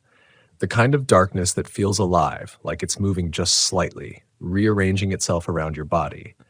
I kept one hand on the wall and the other on my gun, listening. At first, all I could hear was my own breathing, shallow, uneven. Then the vents exhaled again. Slow. Wet. The smell of sulfur drifted through the room like a living thing. I didn't call for backup. I should have. Protocol demanded it, but the truth was simple and terrifying. I didn't want anyone else coming out here. Whatever existed under the earth had already taken a boy years ago, a family, 2 hunters, and Daniel. It wasn't random. It wasn't opportunistic. It was deliberate, and I had no idea if it could spread. The vents rumbled softly like something brushing its hand, or whatever it had, along the inside of the metal. The sound traveled through the walls. I could feel it even through my boots. A soft vibration. A pulse. I used the glow from my watch to navigate to the breaker panel. I opened it slowly, afraid the sound of metal would trigger something beneath me. The switches looked normal, untouched. I flipped them one by one. Nothing. The lights stayed dead. Another sound rose through the vents, a faint scraping as if nails were dragging up the ductwork, inch by inch, coming closer to the grate near the ceiling. My mouth dried. I took 3 steps back, gun raised toward the dark opening. The scraping stopped. Silence. Then something pushed against the metal from the inside. A soft bulge, like a forehead pressing through cloth. The grate trembled. I aimed directly at it, whispering to myself to stay calm, to breathe, to remember training. But training had never prepared me for something crawling through ductwork that wasn't large enough for a human, or for a thing that mimicked voices buried under a desert ridge. The bulge pressed harder. The screws holding the grate began to twist, metal groaning under the strain. Then it stopped suddenly, as if something had changed its mind. A moment later, the pressure shifted beneath my feet. The floorboards creaked. Slowly, deliberately, like someone heavy was standing up underneath the station. I backed toward the door. My hands trembled and the barrel of the gun dipped for a moment. I forced it up again. The floorboards bulged slightly. Plan A, run. Plan B, don't die. Plan C, don't give it what it wants. But what did it want? Down. The word repeated in my mind like a heartbeat. Down, down, down. It wanted me underground. No, not wanted. Needed. The floor bulged again, larger this time. A plank cracked near my boots, sending a sharp pop echoing through the dark. My whole body froze. If it broke through the floor, I wouldn't have time to react. I wouldn't have time to do anything. I tried the doorknob. It turned easily, too easily. I'd locked it. I remembered locking it and sliding the bolt and dragging the cabinet. But the door swung freely. Something had unlocked it. Something on the outside. A cold wind slid through the opening, brushing my face like fingertips made of ice. I stepped back on instinct, and the floor groaned again, as if responding to the sound of my boots. I didn't want to step outside. I didn't want to go deeper inside. I didn't want to move at all. But the floor cracked again, and that made the decision for me. I ran out into the night, boots slamming on the gravel. The cold air burned my lungs. I didn't look back at the station. I couldn't. I focused on the tree line beyond the lot, planning to cut toward the old service road where my truck sat. But the ground under the gravel wasn't right. It shifted like sand on a beach when the tide pulls out. I stumbled, catching myself on the hood of my truck. The metal was cold, thank God. Not warm, not breathing.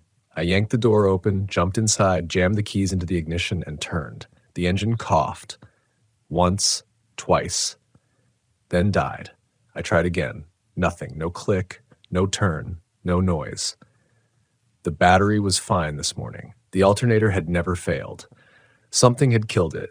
I sat there gripping the wheel, chest heaving, staring into the tree line. The desert night was too still. No wind, no insects, no distant animal sounds. Nothing. Just the faint smell of sulfur. A soft sound rolled up from under the truck. A scrape, scrape, scrape. Knock. Knock, so close it felt like it vibrated through the gas pedal into my leg. I threw the door open and ran. I didn't care where, just away from the truck, away from the station, away from anything with a floor or a foundation. I sprinted toward the higher ground near the radio tower, where the earth was solid rock with no soil beneath it. I climbed the rocky incline, hands slipping, boots scraping stone. By the time I reached the top, my legs felt like they might give out. I collapsed against one of the steel supports of the tower, gasping. From up there, I could see almost everything. The station, my truck, the dark desert stretching out in every direction. And I saw something move, not above ground, below it, a ripple through the gravel near the station like something large swimming just under the surface. It circled the building twice, then slid toward the truck, passing underneath it like a shadow beneath water. Then it began moving toward the ridge, not quickly, just steadily, like it was guiding me, inviting me, leading me back to the hole. The radio tower hummed faintly. Normal activity, nothing strange. It was the only sound that felt real. But even the hum began to shift, like static creeping in around the edges. The steel frame vibrated softly under my hand. I pressed my ear to the cold metal. At first, all I heard was the wind starting to rise again. Then, a voice, not from the tower, from the metal itself, from inside the steel. It vibrated against my skull in slow, deliberate syllables. Come down, not whispered, declared. I jerked away from the tower so fast I nearly fell backward off the ledge. The desert below was pitch black. The station lights were still dead. My truck sat motionless. The ripples in the gravel were gone. Nothing moved, nothing breathed, nothing waited. But I could feel it. Everything around me was waiting. Pressure built in my ears like the air was too heavy, like the atmosphere itself was pushing me toward the ridge, toward the clearing, toward the widening hole in the earth. I tried to reason with myself. Hallucination, stress, lack of sleep, trauma, but none of those things leave footprints around your cabin. None of those things crack floorboards from below. None of those things mimic voices through a radio that isn't turned on. And none of those things grow tunnels upward from beneath bedrock. I stayed on the tower ledge until the sky began to pale. Dawn brought no comfort, just a colder kind of fear, the kind built on clarity instead of imagination. I had two options: run or face what was under the ground. But running was an escape. Everything the thing had done, all the digging, the knocking, the footprints, the mimicry, it hadn't been hunting, it had been communicating. Trying to talk to me, trying to lure me, trying to convince me. And every sign, every whisper, every footprint pointed to one truth. It wanted me underground. Because it had something to show me, or something to feed me to, or something that could only exist with me there. As the sun broke over the desert horizon, the earth under the ridge shuddered once, just once, like it was taking a breath, waiting for me. The sun rose like an apology the world didn't mean. The light washed across the desert in quiet waves, settling on the mesas, the junipers, the canyon rim. But it didn't warm anything. Not really. The cold that had settled in me during the night stayed rooted deep, like frost buried under my ribs. I stayed on that rocky ledge by the tower longer than I should have. The height made me feel safer, not from the thing underground, but from myself. Because if I climbed down, I knew where my feet would carry me. Toward the ridge, toward the hole, toward whatever had learned my name. Down. That single word echoed in my skull with each lingering heartbeat. I tried to ignore it, but the desert refused to be silent. The wind carried whispers not shaped by mouths, just vibrations through the sagebrush. The ground held a tension like a muscle waiting to flex. Even the birds flew higher than usual, avoiding the lower air. After an hour of pretending I could just stay up there forever, I climbed down. My boots hit the gravel, and the familiar vibration returned beneath the soles. Faint, but present, like an acknowledgement. I didn't go to the station. I didn't go to my truck. I wasn't ready for either.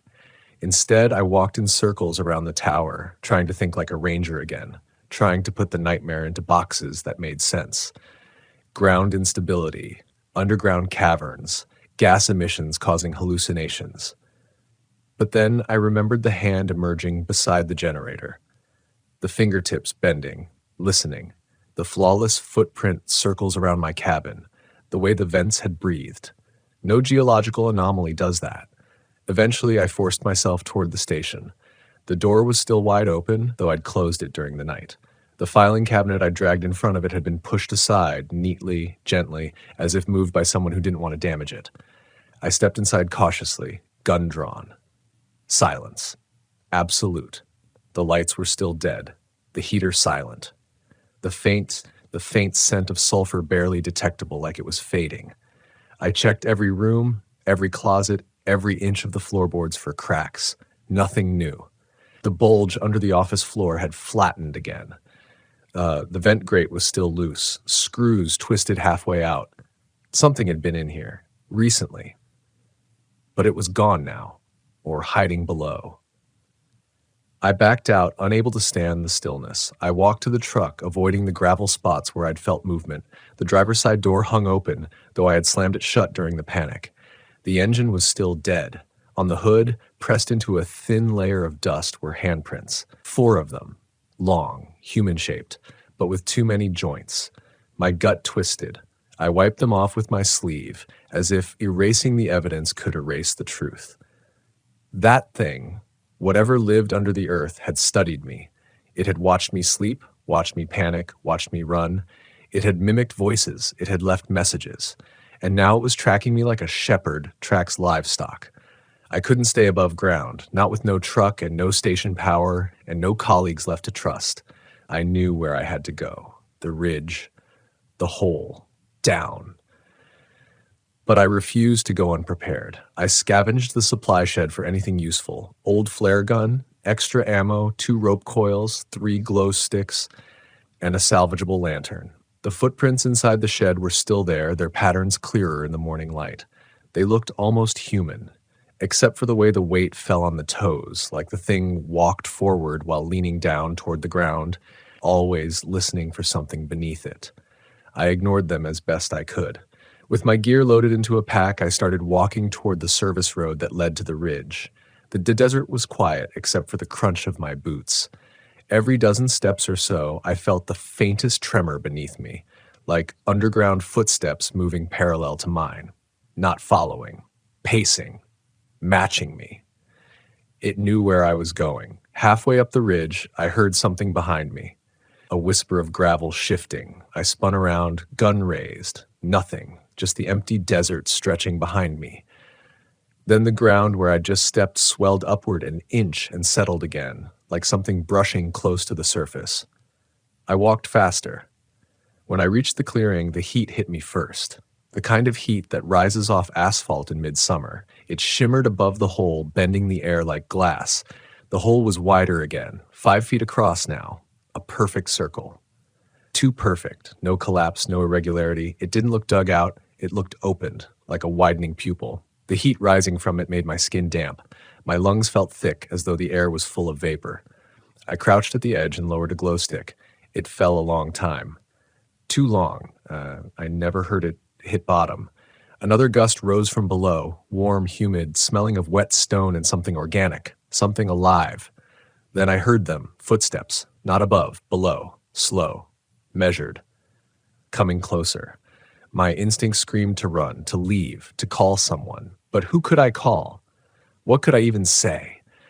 There's something under the ground and it knows who I am.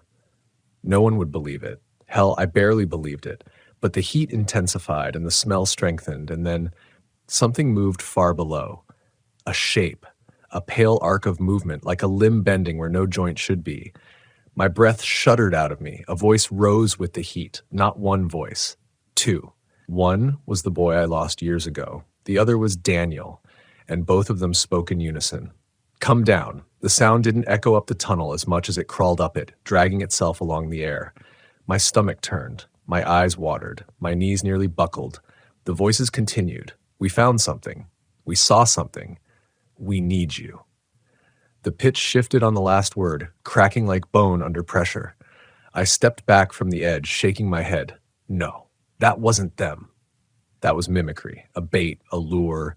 But then something new rose from the tunnel, something that froze every nerve in my body, another voice, my own. Help me. I staggered back, nearly tripping on a loose rock. My own voice continued, begging, pleading, desperate. Every inflection accurate, every breath perfect. But beneath it, layered like a second heartbeat, was the scraping. Scrape, scrape, scrape. Pause. Knock. Knock. My voice choked on the last syllable, as if something was pulling it apart from the inside.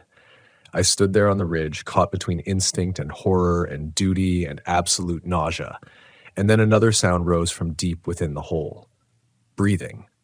Not human breathing, not animal breathing. Something older, deeper, hungrier. The breathing didn't ask me to come down. It assumed I would. It expected it. It knew. I took one step back, then another. But the ground behind me pulsed once, just once, like a warning. I turned in a tight circle, scanning the clearing. Footprints surrounded me, fresh, long-toed, heavy. They circled the clearing in a perfect ring, like a boundary I had stepped into, a boundary I might now be unable to leave. The wind died, the heat rose, the voices fell silent, and from deep below, something tapped twice, slow, deliberate, preparing, anticipating, learning. Everything in me said one thing with absolute certainty. It doesn't just want me underground. It needs me there to finish something. I should have turned and run the moment the footprints formed that boundary around me, but something held me there, something more powerful than fear, more powerful than instinct, a pressure, not physical, not emotional, something else, something like gravity, but sideways. A pull that wasn't dragging me downward so much as guiding my thoughts in one direction. Down. Every breath I took tasted like warm earth. Every exhale came out colder than the air around me, like the world was drawing heat from my lungs. I stood at the edge of that widening shaft, staring into the dark, and the dark stared back. I don't mean metaphorically.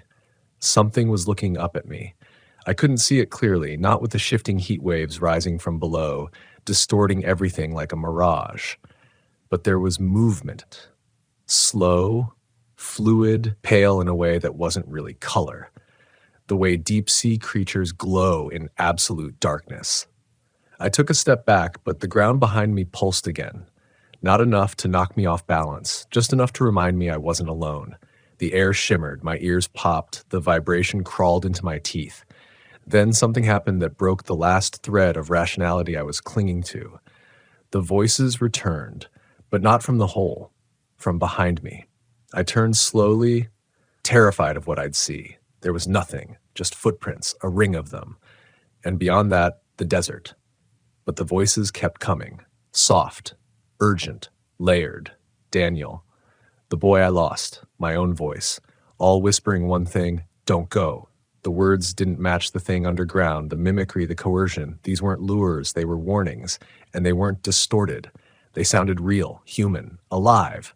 My throat tightened, my hands trembled around the flashlight. For a brief, fragile second, I almost believed it. Believed they were alive somewhere near me, calling out, begging me not to take the next step. But then the wind shifted, and I smelled it again. Sulfur, wet stone, rot. The voices behind me fell silent all at once, not fading, cut off, like someone pulling a radio plug. I looked down at the hole. The breath rising from it changed temperature instantly, from hot to freezing. The shift was so sudden it felt like the air crystallized. Frost formed at the edge of the shaft despite the morning heat. My breath fogged, and then through the vapor a hand reached up. Slowly, silently, a hand, human-shaped, but wrong the way a corpse is wrong after days in a wet grave. Skin too smooth in some places, shriveled in others, stretched in ways that suggested bones underneath had shifted, bent. The hand didn't grab the edge. It hovered, waiting, listening. My heartbeat thundered. My grip on the lantern slipped. I stepped back again. The hand retracted instantly, snapping down into the dark like something recoiling from light. Then came the breathing. Louder, closer. Hut. Hungry. I turned to run, but the desert behind me wasn't empty anymore. At first, I didn't understand what I was seeing. Shapes, standing completely still, deep in the pines scattered between the trunks. 24 of them, maybe more. Silhouettes. Tall, thin, unmoving. Their bodies were too straight, too rigid, as if held up by wires. Their limbs were long, jointed wrong. Their heads tilted at angles no spine should allow. They weren't approaching. They were watching. Waiting. My head spun. My legs felt hollow.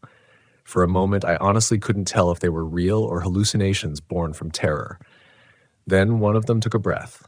A full, slow inhalation that expanded its chest in a smooth, unnatural rise. Not an animal, not a human. Something else. Something that didn't need to hunt with claws or teeth. Something that convinced you to walk where it wanted you to go. I backed away from the tree line, toward the hole without meaning to. The circle of footprints tightened. Fresh prints formed before my eyes, one at a time, pressing into the sand without anything making them, as if invisible feet were stepping closer. I whipped around. The hole was steaming now, condensation rising like breath from a massive animal. The air shimmered and twisted, distorting the shape inside. Then, voices again, rising from below, all speaking in unison. We need you. We need you. We need you.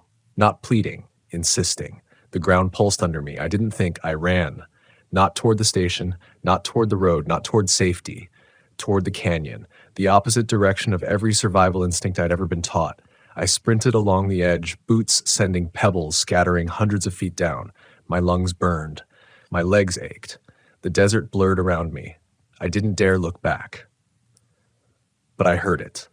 The ground behind me erupting in a deep, grinding shudder, as though something enormous had moved beneath the surface, following, not fast, steady, like a predator pacing a panicked animal until it exhausted itself.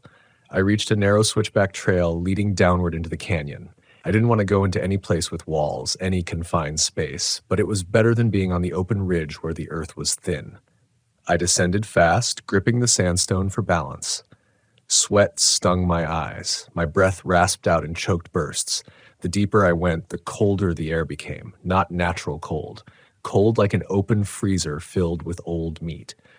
Halfway down, I heard a rock fall behind me. I spun around. Nothing on the switchback, but above me, Near the ridgeline, shapes lined the cliff, tall, still watching.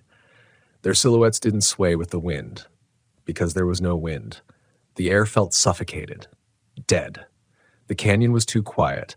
I forced myself downward until I reached the canyon floor, a narrow bed of packed sand and scrub. The walls on both sides were tall enough to block out most of the morning light. Down here, the air smelled different, metallic, wet. The same scent I'd tasted in my dreams. The same scent that coated the inside of the hole. I staggered forward, trying to find an exit point, a way back up another path, anything that wasn't underground. But the canyon twisted sharply and ended. A dead end, but not exactly. Because carved into the sandstone wall, half hidden by brush and dirt, was an opening. A doorway. No, too narrow to be human-made. Too smooth to be natural. A slit in the rock barely wide enough for me to fit through sideways. Inside, faint light flickered. Amber, like a lantern burning deep underground. My stomach turned. My throat tightened. I backed away from the opening until my shoulders hit the canyon wall. No. This wasn't possible. These canyons were documented, surveyed, explored. No caves existed here beyond shallow alcoves, but this wasn't a cave. It was an entrance, a tunnel, carved by something with intent. Behind me on the canyon wall, something shifted. I flinched and turned. Shallow impressions formed in the sandstone as if invisible fingertips were pressing slowly into the rock. 1, 2, 3. Pause. Then 2 deeper ones. Scrape. Scrape, scrape, knock, knock. My breath vanished. The impressions deepened, then dragged downward, carving 5 long trails into the wall. The doorway pulsed with warm air. I stepped backward into the sand, shaking uncontrollably. Something was behind that slit in the rock. Something ancient. Something alive. Something waiting. I knew that if I got close enough, it would reach out and pull me in. I tried to run, but the canyon floor trembled beneath my boots. Not a quake, a footstep, something massive taking a single step below the sand, then rising. The brush near the slit moved, slowly, deliberately. A pale shape appeared inside the darkness, long, bent, jointed wrong, not emerging, just watching. It had no eyes I could see, and yet I felt it looking straight through me. Then a voice drifted out of the slit. Not Daniel, not the boy, not my voice. This one was deeper, older, closer to a growl than speech. It said just one word, down. And the sand at my feet cracked. The sand beneath my boots didn't crumble like normal earth. It didn't shift under gravity or roll down in grains. It cracked, splintered, like a thin shell under pressure. A hollow layer stretched over something moving beneath it. I staggered backward, trying to find solid footing, but the entire canyon floor seemed to breathe. A slow rise, a slow fall, as if the ground itself had lungs. The slit in the wall pulsed again, warm air exhaling into the cold canyon. The shapes inside it shifted, retreating deeper, not fleeing, retreating the way a spider retreats before it leaps. I raised the flashlight with trembling hands and pointed it toward the opening. The beam didn't penetrate the darkness. It died halfway in, swallowed by something. Not a surface, not a shadow. Something else. Something that consumed light like food. My breath hitched. Then the sand cracked again, this time a long, jagged split forming between my boots. A slender shape emerged, pale, seamless, thin as a finger, but longer than any finger should be. It curled upward, testing the air like a blind animal scenting its surroundings. I stumbled and fell backward, landing hard on stone. Pain shot up my spine, but I didn't dare look away. The pale thing rose higher, a second segment pushing through the split, then a third. Each joint bent in ways bones couldn't, shouldn't. It wasn't a hand, not yet. It was a searching limb, a probe, and it was searching for me. The joints clicked faintly as it extended further, reaching, not randomly, directly toward my chest. I scrambled backward on my hands and heels, pushing away from it, but the canyon wall stopped me fast. The cold stone dug into my back. I couldn't go farther. The limb sped up. Not fast, just determined. Hunger didn't look fast. Hunger looked patient. The slit in the wall pulsed harder, a breath that rattled the brush. The pale shape inside withdrew even further, letting the limb do the reaching. It wanted me brought in alive, not dead. That thought made my stomach turn. I ripped the flare gun from my belt and fired without aiming. The flare streaked through the canyon with a violent hiss and struck the limb dead on. The sudden red plume lit the canyon floor, and for the first time, I saw the truth. The limb wasn't pale. It was translucent. Inside it, under the skin, something wreathed, something like tendons or veins or smaller limbs coiled inside bigger ones. The flare ignited along the length of it, burning hot. The limb recoiled instantly, jerking backwards so fast the sand erupted. It snapped back into the crack, vanishing with a wet, sucking sound. A scream rose from beneath the ground. Not a human scream, not an animal scream. It vibrated through the sand, through the canyon walls, through my teeth. It was the sound of something that had never been above ground being burned for the first time. A sound of shock, rage, and recognition. It knew I could hurt it, barely, but enough. The slit in the wall widened a fraction, stone bending like flesh, and the shape inside reared back into view. A head? No. Something that wanted to be a head. Elongated, smooth, featureless, except for the faint impression of where eyes would be. It leaned forward and a ripple ran across its surface, like muscle contracting under skin stretched too tight. The voices returned, rising behind me now, echoing through the canyon. Daniel, the boy, my own voice, all pleading again. Don't go in. Don't go down. Don't let it take you. But none of those warnings came from the creature. They came from the air, from the canyon, from everywhere. Echoes that had no source, no direction. My thoughts spun. The canyon swayed. I pressed a hand to the ground to steady myself and jerked it away instantly. The sand was warm again, too warm. The same heat as the ridge. The same heat that rose from the hole. The same heat that meant it was directly beneath me. I leapt to my feet and ran. The canyon was a narrow throat of stone, twisting sharply, walls closing in. I sprinted toward the entrance of the switchback trail, every muscle in my body screaming. Behind me, something huge shifted under the sand. The ground buckled. A low tremor followed me, shaking dust from the canyon walls. It wasn't just sending a limb after me now. It was following, rising, a roar, or something like it, built beneath the earth, not air, not breath, pressure, movement. The tremor grew stronger. Sand exploded upward in showers behind me. I reached the base of the switchback and climbed, hands grabbing rock, boots slipping, my lungs tearing. Halfway up, the canyon floor erupted. The sand blew outward like water around a breaching whale. A huge pale shape surged upward, long, ridged, bending in impossible angles. I didn't see all of it. I didn't want to. The part I saw was enough. A mass of limbs, joints, segments, parts that looked like arms, parts that didn't look like anything. It struck the canyon wall just below me, shaking the entire cliff. Stones rained down. I clung to a ledge, nails splitting, elbows trembling. Dust filled my mouth. The creature writhed below, trying to climb, but it couldn't. The canyon walls were too narrow for its full body to emerge. Only pieces of it could reach through, for now. I scrambled upward, slipping twice. My ribs screamed. My palms bled. I dragged myself toward sunlight and didn't look back. When I finally reached the top, I collapsed onto the ridge, gasping, listening. At first, silence. Then a scraping sound from far below. Then another. Then a rhythmic knocking. 3 knocks. Pause. 2 more. Slower this time, like it was thinking, learning, adjusting. I staggered to my feet. Sweat dripped down my spine despite the cold. The desert looked different now, emptier, wider, thinner. Like the crust of the world was only a few feet thick, and whatever lived beneath had started pressing upward. My radio crackled, a burst of static. Then a voice. My voice. We're waiting. The radio hissed. We need you to finish it. Another hiss. Come down. I threw the radio as hard as I could. It shattered on the rocks. The desert exhaled. The footprints that had circled the clearing were gone. But new ones had formed along the ridge, leading away toward the deeper wilderness, toward a place I had never surveyed, toward whatever underground network it used to move unseen. I looked at the prints, then at the canyon, then at the widening slit in the rock below, and the truth hit me with a clarity sharper than terror.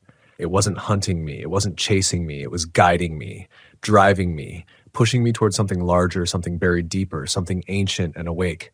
Not to kill me, not yet, to bring me to where the others went. Daniel, the boy, the family, the hunters, the voices, the footprints, the knocking, the warmth, the tunnels, the mimicry, everything pointed to one truth. Those weren't disappearances. They were recruitment.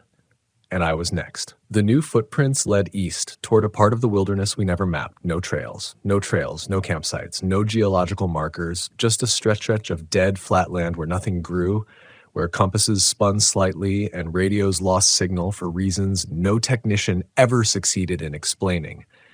The locals called it the Silent Basin. I never understood the name until that morning. I followed the prints because I couldn't not follow them. It felt like wading into a current. Something pulling, something guiding. Every step forward felt inevitable. Every backward step felt wrong in a way my body couldn't tolerate. The sky grew dimmer despite the rising sun. The heat from below seeped upward through the crust of the desert like fever spreading under skin. The farther I walked, the more the world changed. Birds stopped flying overhead. Winds stopped moving. The air grew thicker, heavier, vibrating with low, subaudible tones that made my teeth ache. The footprints deepened as I followed them. At first, they were just impressions, then dense, then depressions so deep they seemed pressed by something heavier than a human, maybe heavier than any animal that walked above ground. Then they stopped, dead stopped, in the middle of the basin, at a spot where the ground was perfectly flat, perfectly smooth, perfectly wrong. The soil here wasn't like desert sand. It was darker, finer, almost powdery, like pulverized bone. I crouched down, scooped a handful, and let it fall through my fingers. It felt warm, alive. The air quivered around me. Then the ground spoke, not with sound, with movement. A tremor ran through the basin, subtle, controlled, like something massive shifting far beneath the surface. Then a second tremor. Then a long, slow vibration that traveled from my boots into my knees, up my spine, settling behind my eyes. The world blurred. For a moment, I wasn't in the basin. I was in a tunnel. No, not a tunnel. A throat. Dirt pressed against my shoulders. A faint, pulsing glow lit the walls, though there were no lights. Shadows shifted, writhing like veins beneath skin. And behind me, something whispered, "Come down." Then the world snapped back. I stumbled forward, falling to my hands and knees. The basin steadied. The illusion, or whatever memory it shoved into me, faded. But the meaning didn't. It was showing me what waited below. A preview, a promise, a warning. Footsteps crunched behind me. I spun around, gun raised, no one there. But dust still hung in the air. Someone had stood there seconds ago. Someone had moved toward me. Then the voices returned, not from the ground, not from the air. From inside my skull. Daniel's voice first, then the family, then the boy I lost years ago, then a voice that sounded like me, but older, rasping, exhausted, all layered, all whispering the same thing. It's time. I clapped my hands over my ears, but it didn't help. The voices grew louder, reverberating inside bone. The ground beneath me pulsed again, one long, slow contraction, like the basin itself was preparing to open. And then it did. The earth split. A perfect circle fractured beneath my hands. Dust shot upward in a silent column. The soil parted cleanly, revealing darkness so deep it had texture, edges, form, a shaft, a tunnel, a wound. Hot air blasted upward, carrying the smell of rot and wet stone and something older than the desert itself. I crawled backward as the hole widened, the crack expanding into a perfect ring just like the one at the ridge. A low groan echoed upward, but it wasn't the sound of stone shifting. It was breath. Slow, enormous, hungry. A pale shape rose from the darkness, an arm, long and jointed in too many places, reaching upward like the limb of something learning how to climb for the first time. The joints clicked faintly as it extended, listening for me. Behind it, deeper down, something much larger shifted. A mass. A body. A form too huge to comprehend. Too long, too many limbs, too many wrong angles. Not emerging fully, just rising enough. Enough to convince me. Enough to welcome me. The limb stopped inches below the surface and curled slightly, like a beckoning gesture. Down. The word vibrated through my skull, forcing my teeth to clench. My nose bled instantly, drops falling into the powdery soil with soft taps. The limb rose higher, reaching. Behind me, the footprints in the basin deepened. One by one, silent steps approaching, though nothing stood there. Invisible feet. Invisible presence. The missing. Not dead. Waiting. I tried to stand, but the heat rising from the hole took my balance. My legs buckled, my vision warped. The world tilted inward, pulling everything toward the opening like a slow, inevitable drain. My flashlight flickered. In that flicker, I saw them. Figures standing around the basin. Dozens. Tall, thin, rigid. Their silhouettes were the same as the ones I saw on the ridge. Wrong proportions, wrong angles, wrong stillness. But in the flicker, their shapes bled into something else. Something human-shaped behind each of them, like shadows wearing flesh. Daniel, the boy, the hunters. The family, standing beside the creatures, not in front of them, not behind them, beside them, joined to them, merged into them. Mouths open, eyes hollow, bodies swaying with the creature's slow subterranean breath. I blinked hard, and the vision vanished, but the limb reached farther. The hole widened another foot. My name echoed upward, not spoken by voice, but by vibration, syllables forming in the tremor itself. It felt like the earth was calling me by name, calling me home. My chest tightened, my vision blurred. My mind flickered between reality and hallucination, between surface and depth. I felt a pull, not physical, not emotional, familiar, like déjà vu, like I had been here before, like I had almost come down once years earlier when the boy vanished. The truth hit me like a sudden drop in oxygen. This thing didn't just take people. It chose them. It groomed them. It waited. And once it had a name, once it learned a person well enough to mimic, to call, to lure, there was no escaping it. I crawled backward until my back hit the basin's edge. The limb paused, sensing distance. The ground beneath me vibrated impatiently. The voices whispered again, "Finish it. Come down. We need you." Then the huge mass in the tunnel shifted, rising just enough for the shape of its head, if it was a head, to breach the darkness, smooth, featureless, waiting. I pulled the flare gun from my belt, the second and last one, and raised it with shaking hands. I didn't aim at the creature. I aimed at the basin, at the dry brush, at the only thing I could destroy, the surface. If it wanted me below, then I had to stay above. I fired. The flare ignited the brush in a violent bloom of red fire. The basin lit up instantly as flames raced across the powdery soil, heat blasting upward with a roar. The limb recoiled. The creature withdrew. The hole contracted slightly, but only slightly. The ground shrieked beneath me. Not metal, not stone. Something alive, wounded, furious. I staggered to my feet, lungs burning, flame reflecting off the shapes around the basin, shapes that didn't move, didn't flinch, didn't react. The voices fell silent, all at once. The limb slipped back into the hole. The hole began to close, slow as a breathing lung exhaling. I didn't wait. I ran. I didn't look back. Not when the fire roared. Not when the ground shook. Not when a final, furious knock slammed up through the earth like a fist hitting a metal door. Scrape, scrape, scrape. Pause. Knock, knock. I made it to the ridge. I made it past the station. I made it to the main road. I kept running until help found me wandering barefoot, bleeding, incoherent 3 days later. They said the basin fire burned itself out with no explanation. They said the ground looked untouched. They said no hole existed. But I know what I saw, what I heard, what I felt. Something underground was awakened, something ancient, something patient, and something still calling my name, on radio static in the walls under my floorboards. Each night it gets louder, each night it digs closer, and someday soon, I know the ground will open again, not because it wants to show me more, because it isn't done with me yet.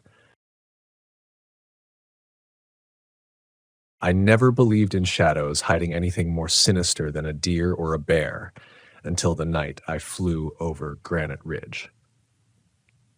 My name is irrelevant, but the memories of those forests are etched into me so sharply that I can still hear the wind slicing through the pines, carrying whispers that never belonged to human lips.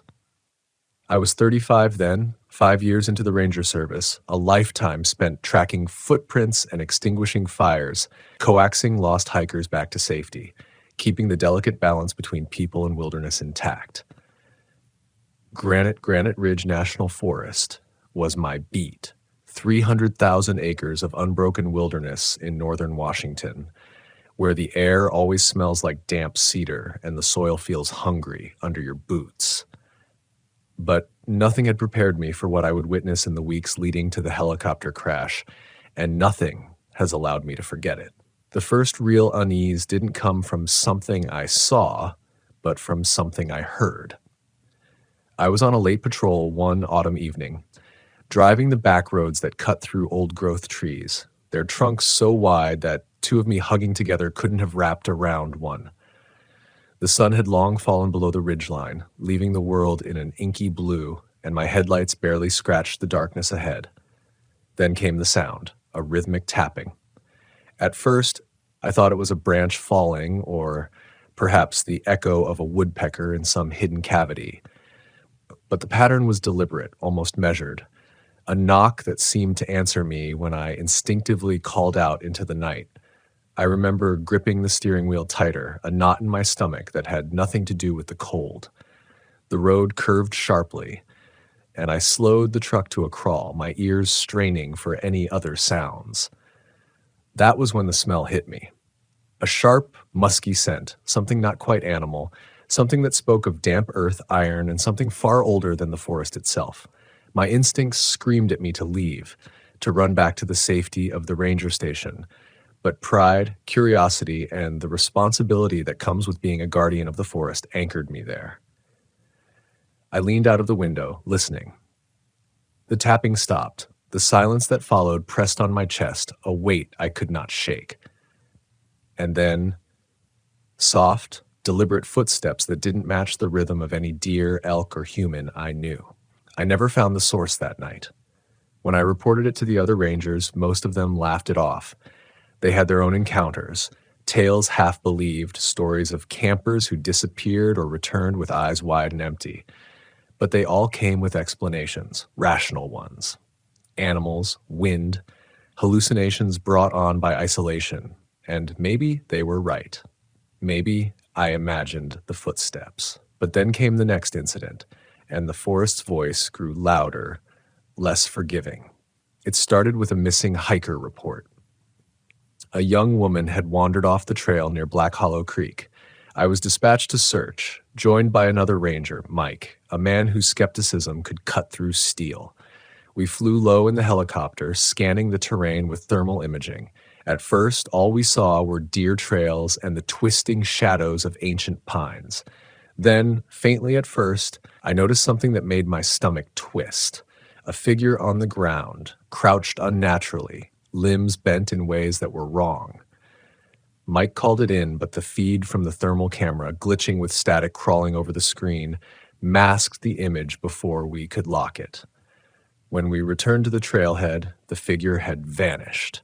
Not just the woman, we eventually found her, cold but alive, clinging to a rock ledge, but the crouched form was gone. No prints, no traces, nothing. That was when I began noticing things in the forest that I could not explain. Shadows that didn't fall where they should, sounds that moved around us, circling, almost laughing. A rock slide one afternoon seemed to fall in deliberate arcs, narrowly missing me and a group of campers I was guiding. And always, the tapping. Sometimes it came from the side of the helicopter as we flew low along the ridge, a rhythm that echoed my heartbeat until it became impossible to tell where the machine ended and the forest began. I started documenting everything, writing notes and sketches in my field journal. At night, I would pore over the maps, the notes, the GPS data. Something in the patterns began to emerge, a strange geometry of avoidance and pursuit. The forest wasn't just alive, it was aware, reacting to me, to the helicopter, to the way I breathed. Rationality became a fragile shield. I couldn't sleep, couldn't drive alone without feeling eyes on the back of my neck, couldn't trust even my own perception. And then came the whispering from the cave.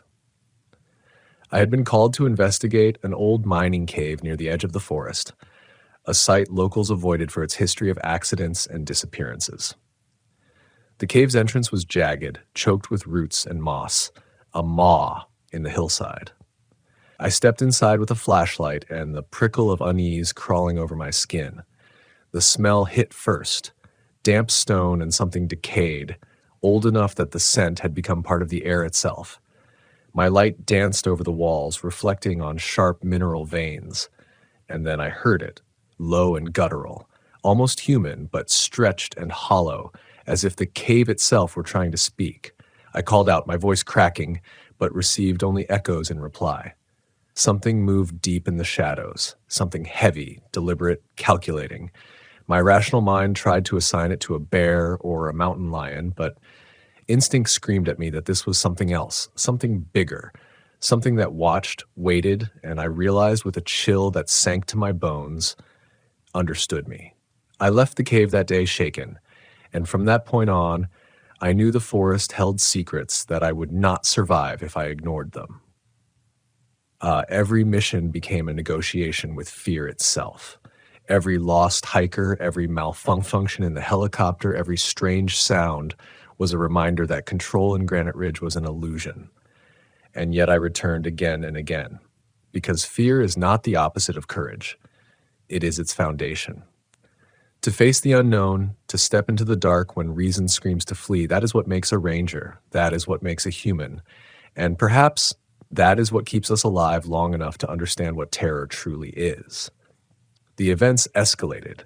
On a routine aerial survey, I spotted footprints in the snow, massive, humanoid, but impossibly long, striding across frozen creek beds and up cliffs. I followed them, reckless with adrenaline and a sense of duty, until the tracks led me to a cliff's edge overlooking a sheer drop. The wind was a living thing, tearing at my uniform, at my nerves. And then I saw it. A figure taller than any man, hunched and thickly muscled, its hair long and tangled, staring at me from across the ridge. Its eyes glowed faintly in the fading light, intelligent, probing, ancient. I froze. The figure tilted its head, watching, considering. Then it vanished into the forest like smoke, leaving only the heavy, iron-tinged smell behind. I reported the sighting, though no one believed it. A bear? They asked. A moose? I said nothing, because the truth is, it wasn't any animal I had ever seen, and it wasn't human. It was something else entirely, something that should not exist, yet did, right there in the forest I had sworn to protect. By the time the helicopter crash occurred, I had been living on the edge of fear for weeks. Each flight, each patrol, each investigation carried with it a weight that pressed on my mind like the thick, damp air before a storm. The crash was not caused by a mechanical failure. Not entirely. Something, or someone, had interfered with our trajectory, guiding us toward the trees, toward the moment when reason failed completely. In that instant, as the rotor blades tore at the air and my world spun upside down, I understood the fragility of control. The forest doesn't just harbor life.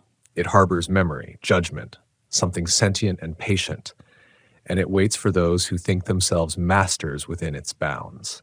Even now, I remember the smell of burning metal, the acrid smoke clinging to my lungs, the sharp sting of adrenaline, and the cold bite of fear when I realized I had survived the crash while others had not. I remember the whispering again, not from any cave this time, but from the trees themselves, carrying a message I could not yet decode. Granite Ridge had tested me, pushed me to the brink of sanity, and left me with a single, terrifying lesson. The forest knows, and it waits. After the crash, I became hyper-aware of every sound, every shift in the wind, every flicker of shadow. Sleep came rarely, and when it did, it was fractured, haunted by visions of something immense lurking just beyond the tree line. The forest had changed its tone toward me. The old comfort of familiarity, the scent of pine, the rustle of leaves underfoot, now felt predatory. Every patrol was a negotiation with something far older and wiser than any human I had ever encountered. One morning, weeks after the crash, I was tasked with inspecting the northeast perimeter, a stretch of Granite Ridge where the cliffs meet the river valley. The air was heavy with frost, and the sun barely pierced the thick canopy.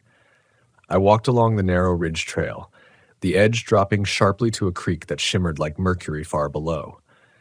My radio crackled intermittently with reports from the other rangers, but I felt utterly alone, and the silence pressing around me was absolute. Then I heard it, a low, guttural growl, not animal, not human. It rolled through the trees like a warning, vibrating through my bones. I froze. My breath came in shallow bursts, mist curling in front of me. Slowly, cautiously, I scanned the trees. At first, nothing. Then, a movement in the corner of my eye, a flash of dark fur against bark, an impossible height, a presence that felt both sentient and vast. I told myself it was a bear, a moose, some mountain cat disoriented by the frost. But deep inside I knew the truth. Whatever it was, it had been watching me for a long time, learning the patterns of my fear. I continued along the trail, forcing my mind to rationalize the sensation of being followed, the brush snapping behind me, the soft, deliberate thumps that echoed too precisely to be a random animal. The further I walked, the more oppressive the forest became. The branches reached out, the moss seemed to shiver under unseen movement, and the shadows began to stretch unnaturally. My boots sank slightly into the frost-hardened ground, and every footstep sounded unnervingly loud, as if announcing my trespass to an unseen jury. By mid-morning, I reached a small clearing where the remains of an old ranger cabin stood. Its timbers were blackened, warped by decades of neglect, the roof sagging like a tired spine. And there, in the clearing, were tracks. I knelt to examine them, enormous, far larger than a man's, with an elongated stride. The toes were vaguely human, but the spacing, the pressure, the depth in the frozen mud suggested something monstrous, something that could not exist under ordinary laws. I traced the prints with my gloved fingers, heart hammering. They led into the forest, then vanished at the base of a fallen tree, as if the earth itself had swallowed them. I felt the hairs on my neck rise, the familiar surge of fear that had become my constant companion. My rational mind screamed to retreat, to report the findings, to leave this place to whatever it was that ruled it. But some part of me, a stubborn, foolish part, pushed me forward. I had to see. I had to understand. The deeper I went, the quieter the forest became. Even the wind seemed to hold its breath. The trees formed a tunnel above me, their branches interlaced, blotting out the gray sky.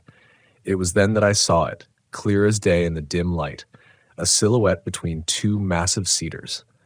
Taller than any man, muscular, covered in coarse, dark hair, and perfectly still. Its head tilted slightly, observing me. I froze. My breath caught. My pulse raced so violently I feared it might betray me entirely. For what felt like an eternity, we stared at each other. Then it moved, not running, not bounding, but walking with deliberate, silent steps. Each movement was calculated, aware. My instincts screamed at me to flee, but my legs felt rooted to the ground, as if the forest itself had claimed them. And in that moment, a realization hit me. This was no random predator. This being understood me. It could read me, and worse, it could anticipate me. I remember backing away slowly, turning my head only when necessary, never breaking eye contact.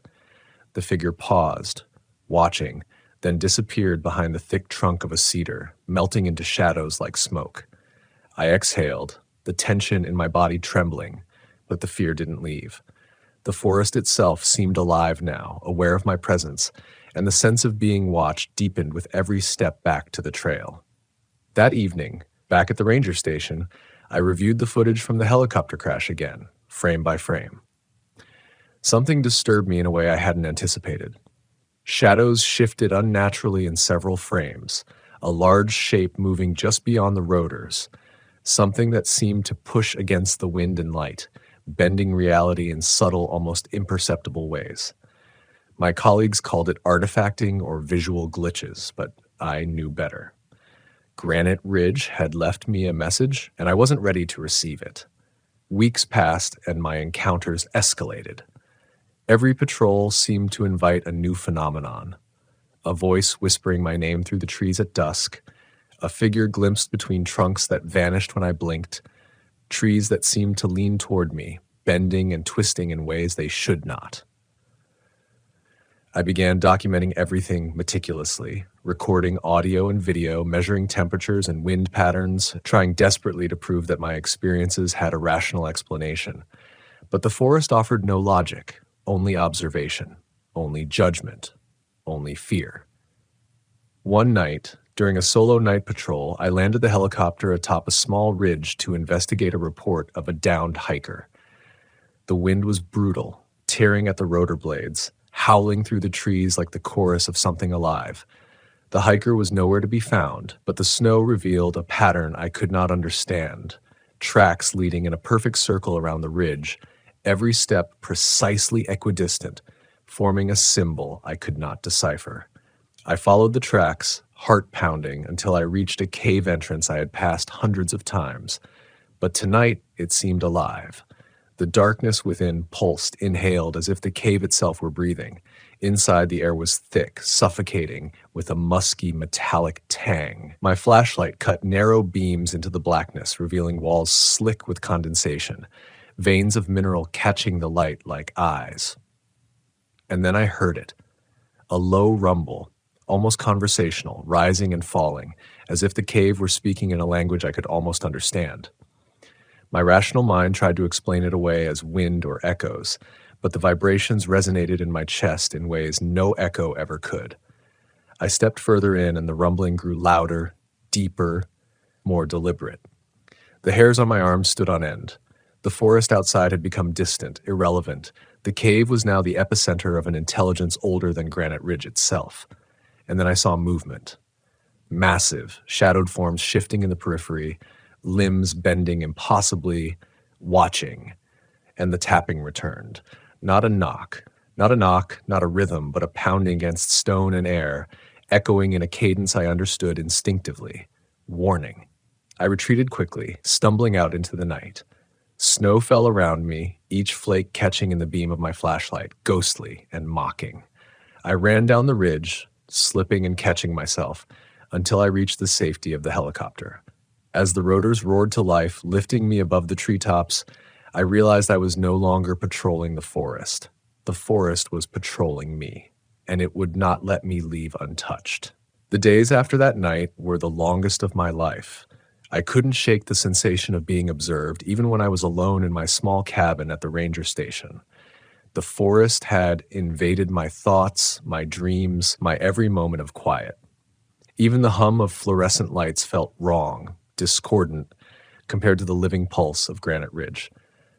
Every shadow in my cabin seemed to stretch, to lean toward me, a subtle reminder that the wilderness didn't end at the edge of the trees. I tried to focus on my work, patrols, reports, maintenance, but the forest pulled at me relentlessly. On one late afternoon flight, we were surveying the North Ridge for signs of illegal logging. The sun was low, brushing the tops of the firs with gold, and for a moment I almost felt at ease. Almost. Then I noticed the distortion in the tree line, shadows that shifted against the slope, as if the trees themselves were bending, leaning, writhing toward us. I called it in over the radio, but Mike's voice came back calm, rational. Probably just wind, the angle of the sun. Don't let it spook you. But I couldn't deny what my eyes were telling me.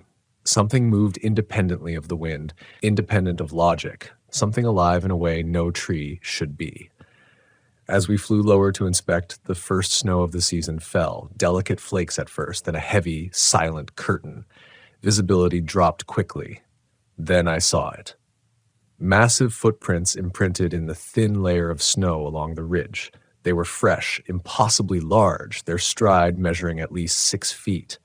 I followed them in the helicopter's hover, trying to gauge the creature's size. The prints led straight to the cliff edge and stopped. No continuation, no fall damage, no sign of a descent. Just a void, an absence, as if the forest had swallowed it whole. My chest tightened. My instincts screamed at me to turn back. But pride and responsibility and perhaps a stubborn fascination kept me pressing on. That night I barely slept. The forest spoke in whispers that threaded through the cabin walls, rustling the pages of my logbook, brushing against the window with a gentle but insistent rhythm. And then came the sound, tapping at the door. Not random, not timid, but deliberate. 3 slow, measured knocks. I froze, hand on the pistol at my side, mind racing to rationalize it. Some animal, a branch caught in the wind. But the knocks repeated, never faltering, always answering an invisible cadence. The rational part of me argued for safety inside, to ignore it, to wait for morning.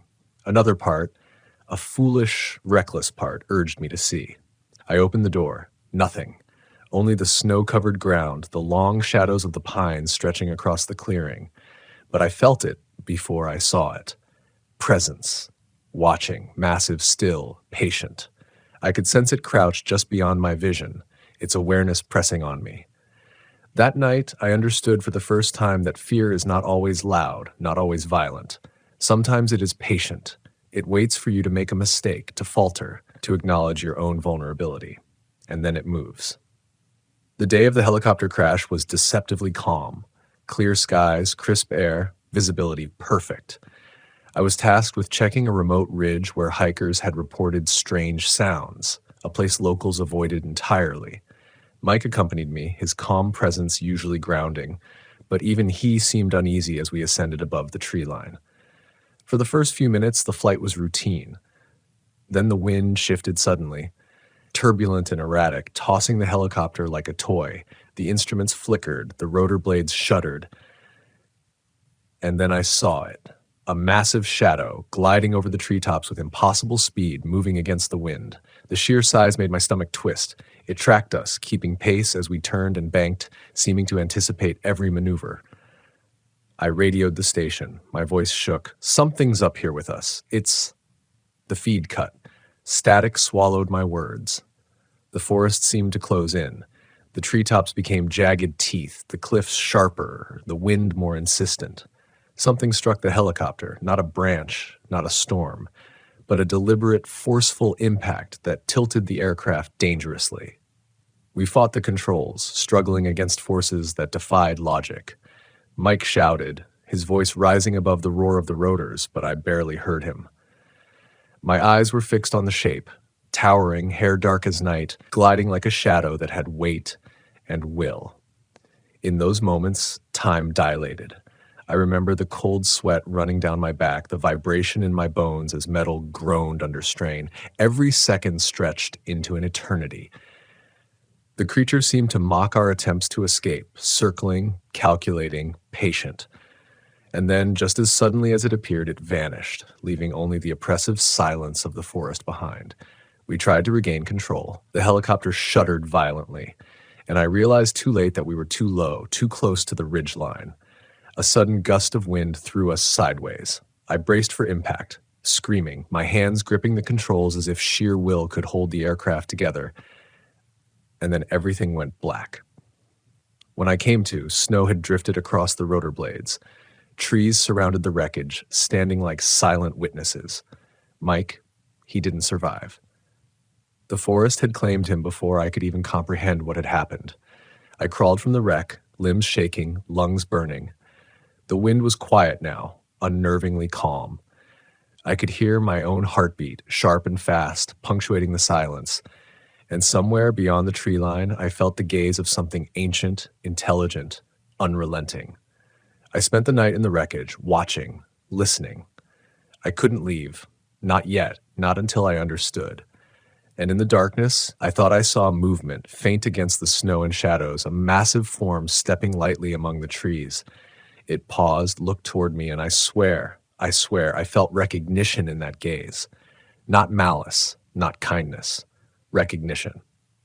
By morning, the rescue teams found me, cold, exhausted, traumatized. The footage from the helicopter was classified immediately, restricted from public view. Analysts claimed we had hit an unexpected turbulence pocket, miscalculated coordinates. But I knew the truth. Granite Ridge had judged me, tested me, and left me alive to remember its rules.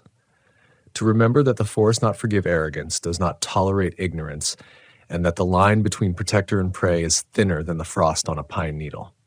Even now, years later, I carry the lessons of that day. I patrol the forests, but differently.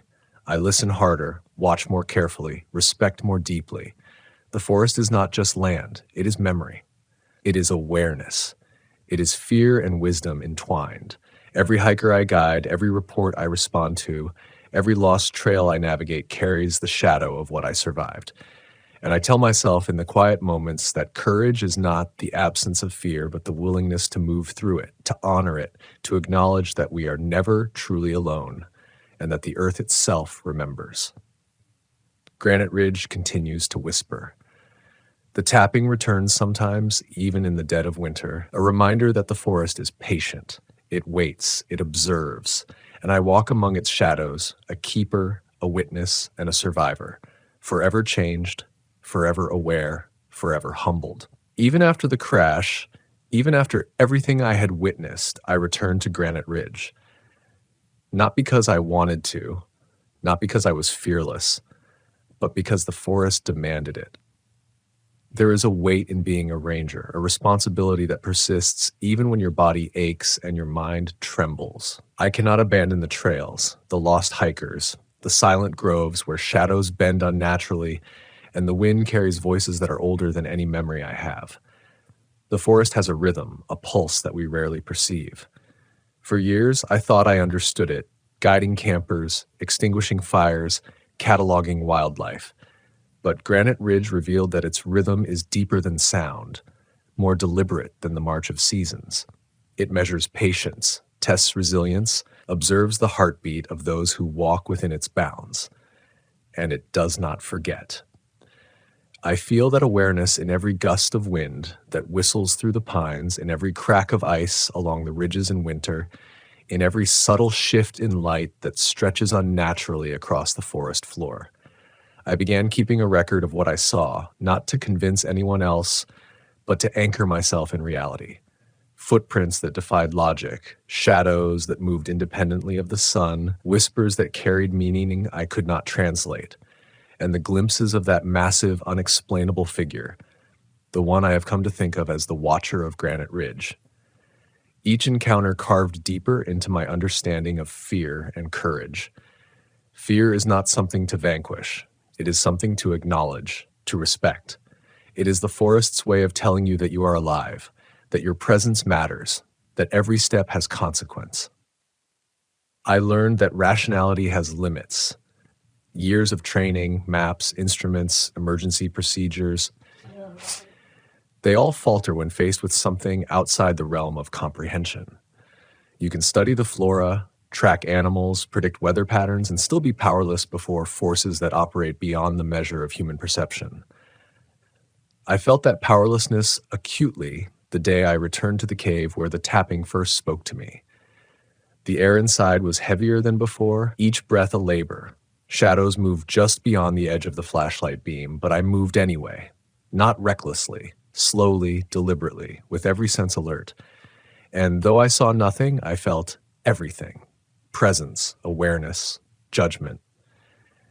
It is easy to dismiss fear when it is distant, when it is abstract, when it comes in the form of a story told over campfires. But when it touches your life, when it bends the rules of physics, perception, and instinct, it becomes undeniable. That is what Granite Ridge taught me, that life is fragile, understanding is fleeting, and courage is measured not by victory, but by perseverance. I found myself reflecting not on the crash, not on the figure, not even on the whispers, but on the responsibility that comes with knowledge. I know now that the forest's secrets are not mine to expose. Some truths are too vast, too incomprehensible for human minds to hold safely. To survive, I had to adapt. I had to respect boundaries I once thought arbitrary. I had to listen, to observe, and to act with humility. Over time, I began mentoring younger rangers, guiding them not only in survival techniques and wildlife management, but in perception and awareness. I teach them that fear is not weakness, that uncertainty is not failure, that the forest is a teacher far older than any manual.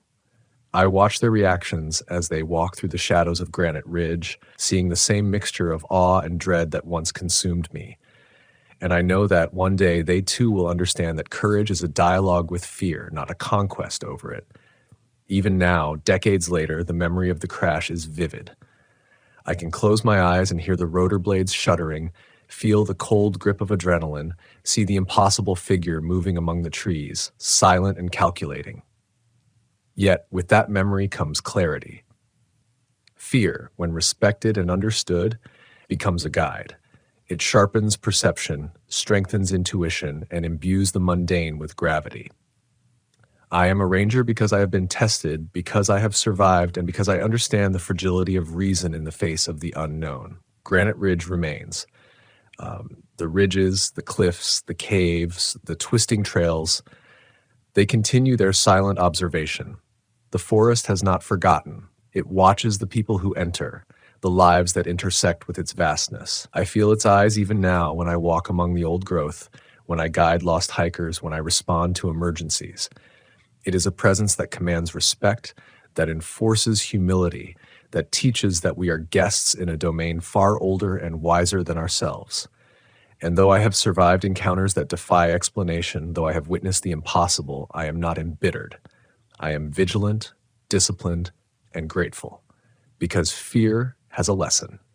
It demands presence, honesty, and courage measured by endurance. It reminds me that life is precious, that the wilderness is not merely scenery, but a living, breathing entity with memory, judgment, and patience. I carry that lesson into every patrol, every flight, every moment I walk among the trees. Sometimes on quiet nights, when the wind carries the voices of Granite Ridge across the valleys, I hear the tapping again. Not loud, not urgent, but deliberate. A rhythm that reminds me I am alive, that my presence matters, that the forest remembers all who enter it. I no longer fear it. I honor it. And in honoring it, I find a strange kind of peace, a bond between human and wilderness, between fear and courage, between survival and understanding. Granite Ridge will never cease to be vast, mysterious, and terrifying. It will continue to whisper, to test, to observe, and I will continue to walk its trails, not as a conqueror, but as a witness, a guardian, and a student of the unknowable. I have seen what lurks in shadows, what moves beyond perception, what watches patiently from the depths of the forest. And I have learned that to live fully is not to escape fear, but to meet it, to respect it, and to carry its lessons forward into the light of every day. When I look back at the crash, at the impossible encounters, at the weight of the forest's scrutiny, I do not see only terror. I see resilience. I see clarity. I see the strange beauty of being alive in a world that is both familiar and unknowable, safe and perilous, comforting and fearsome. Granite Ridge taught me that life is measured not by the absence of danger, but by the willingness to endure it, to learn from it, and to rise each day with eyes open and heart steady.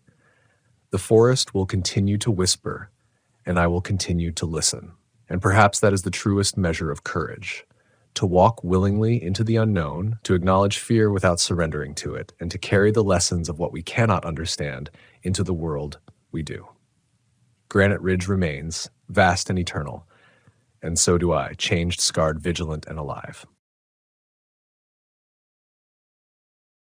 I should have kept my mouth shut the night I found his boot, just the boot, nothing else, sitting upright in the middle of a dry creek bed, toes pointing toward a ridge no one living had any reason to climb.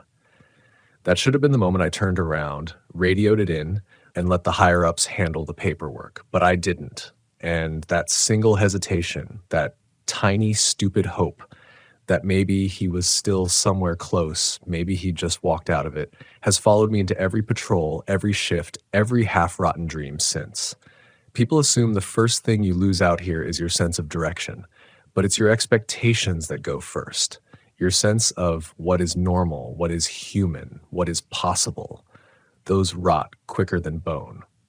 My name doesn't matter for this. If you know my badge number, you know too much already. I've spent 18 years as a ranger across 3 states, reporting everything from lost hikers to missing hunters to the outlines of things I still don't know how to classify. The official term is unresolved incident. The unofficial one, whispered only between the rangers who have been here long enough to develop that hollow look around the eyes, is not meant to be found. I used to think people got lost because they were careless. Maybe I believed that because if the alternative was true, then I'd been walking blind through a place that hated the idea of being mapped. I transferred to the Northern District 8 months ago, chasing distance from a disappearance I still can't talk about without shaking. His name was Wyatt. If I go further than that, I won't finish this story. I came north thinking the air would be clearer, the forests quieter, the mountains easier to trust. Instead, I found a district where silence feels like a choice, like the land is waiting for something heavy to drop onto it. I told myself I was imagining it. I've been telling myself that about everything lately. My first month here was nothing unusual. Trail maintenance, campsite checks, a few warnings issued to tourists who thought every animal was an Instagram opportunity. But by the second month, the calls started. Low-grade oddities at first, voices at night that didn't match anyone registered at the nearby campgrounds, sounds coming from rock formations that should have been solid. A fisherman who swore he saw a man standing waist-deep in the lake at sunrise, perfectly still, perfectly upright, perfectly wrong. No ripples, no movement, no face. Then hikers went missing on the west side of the range, 2 in 1 week. Nothing suspicious on the surface. No signs of struggle, no blood, no tracks that led anywhere except deeper into nothing. But every ranger knows the land gives you some kind of clue when it's the land that took someone. A slide of gravel, an animal drag pattern, scattered gear, but you'd walk those trails and feel like the ground had been swept clean, like whatever happened had been deliberate. The boot I found that night belonged to the second hiker. He'd been missing for 48 hours. I remember kneeling beside it, the moon hitting the leather in a pale curve and turning the thing over slowly. The inside was warm. That's what shook me. The night was nearly freezing and the leather should have been cold, stiff, but it felt like someone had just stepped out of it. And then I smelled it. Burnt hair. Not strong, but present, like something smoldering had passed through minutes before. I should have left it there, but I kept it, tucked it gently into my pack, and moved up toward the ridge, yes, following a feeling I can't explain without sounding insane. Something was up there, something recent, something that didn't want to be followed, but wasn't afraid of leaving bait. The air changed as I climbed, warming unnaturally, the heat building in strange pulses that made the hair on my arms lift. I paused at one point, touching a tree trunk for balance, and jerked my hand back. The bark was hot, not sun-warmed, not friction-warm, hot like metal left over a flame. I kept climbing anyway. When I reached the ridge, I saw something I've tried describing in every report and still can't make sound real. The rock face had shifted, not broken, not cracked, shifted. Imagine watching a curtain settle back into place and you'll get close to it. Dust still floated in the air, fresh. Airflow where there shouldn't have been any. And the smell, sulfur mixed with wet fur and something sweet like rotting peaches, seeped from the thin seam now resting between 2 slabs of granite. I leaned closer. That's when the ground vibrated beneath my boots. A deep, slow pulse, like the beating heart of something larger than the ridge, larger than the mountains around me. It traveled through the soil, through my legs, up into my chest. For a moment, I couldn't breathe. It felt like the air had been pulled away, replaced by a pressure that wanted inside my lungs, inside my thoughts. I heard something behind the rock. Movement. Slow. Dragging. Heavy. I stepped back and nearly slipped. Every instinct begged me to run, but I couldn't. Not until I knew whether the hiker was in there. I took out my flashlight, clicked it on, and aimed the beam toward the seam. The light hit the rock, bounced, then bent. Actually bent like it was being drawn inward. That was the second moment I should have left. But I whispered his name instead. Quiet. Not wanting to disturb whatever was inside. That's when a hand slid out from the seam. 5 fingers. Human shape. But too long. Too thin. Too deliberate. The nails were black, layered, almost translucent like insect wings. The skin was stretched tight, bluish, pulsing faintly under the beam. It moved slowly, feeling along the rock, searching for something to grip. I froze. Every muscle locked. I told myself it might still be him. Maybe dehydration or hypothermia had distorted something. Maybe I was misseeing in the darkness.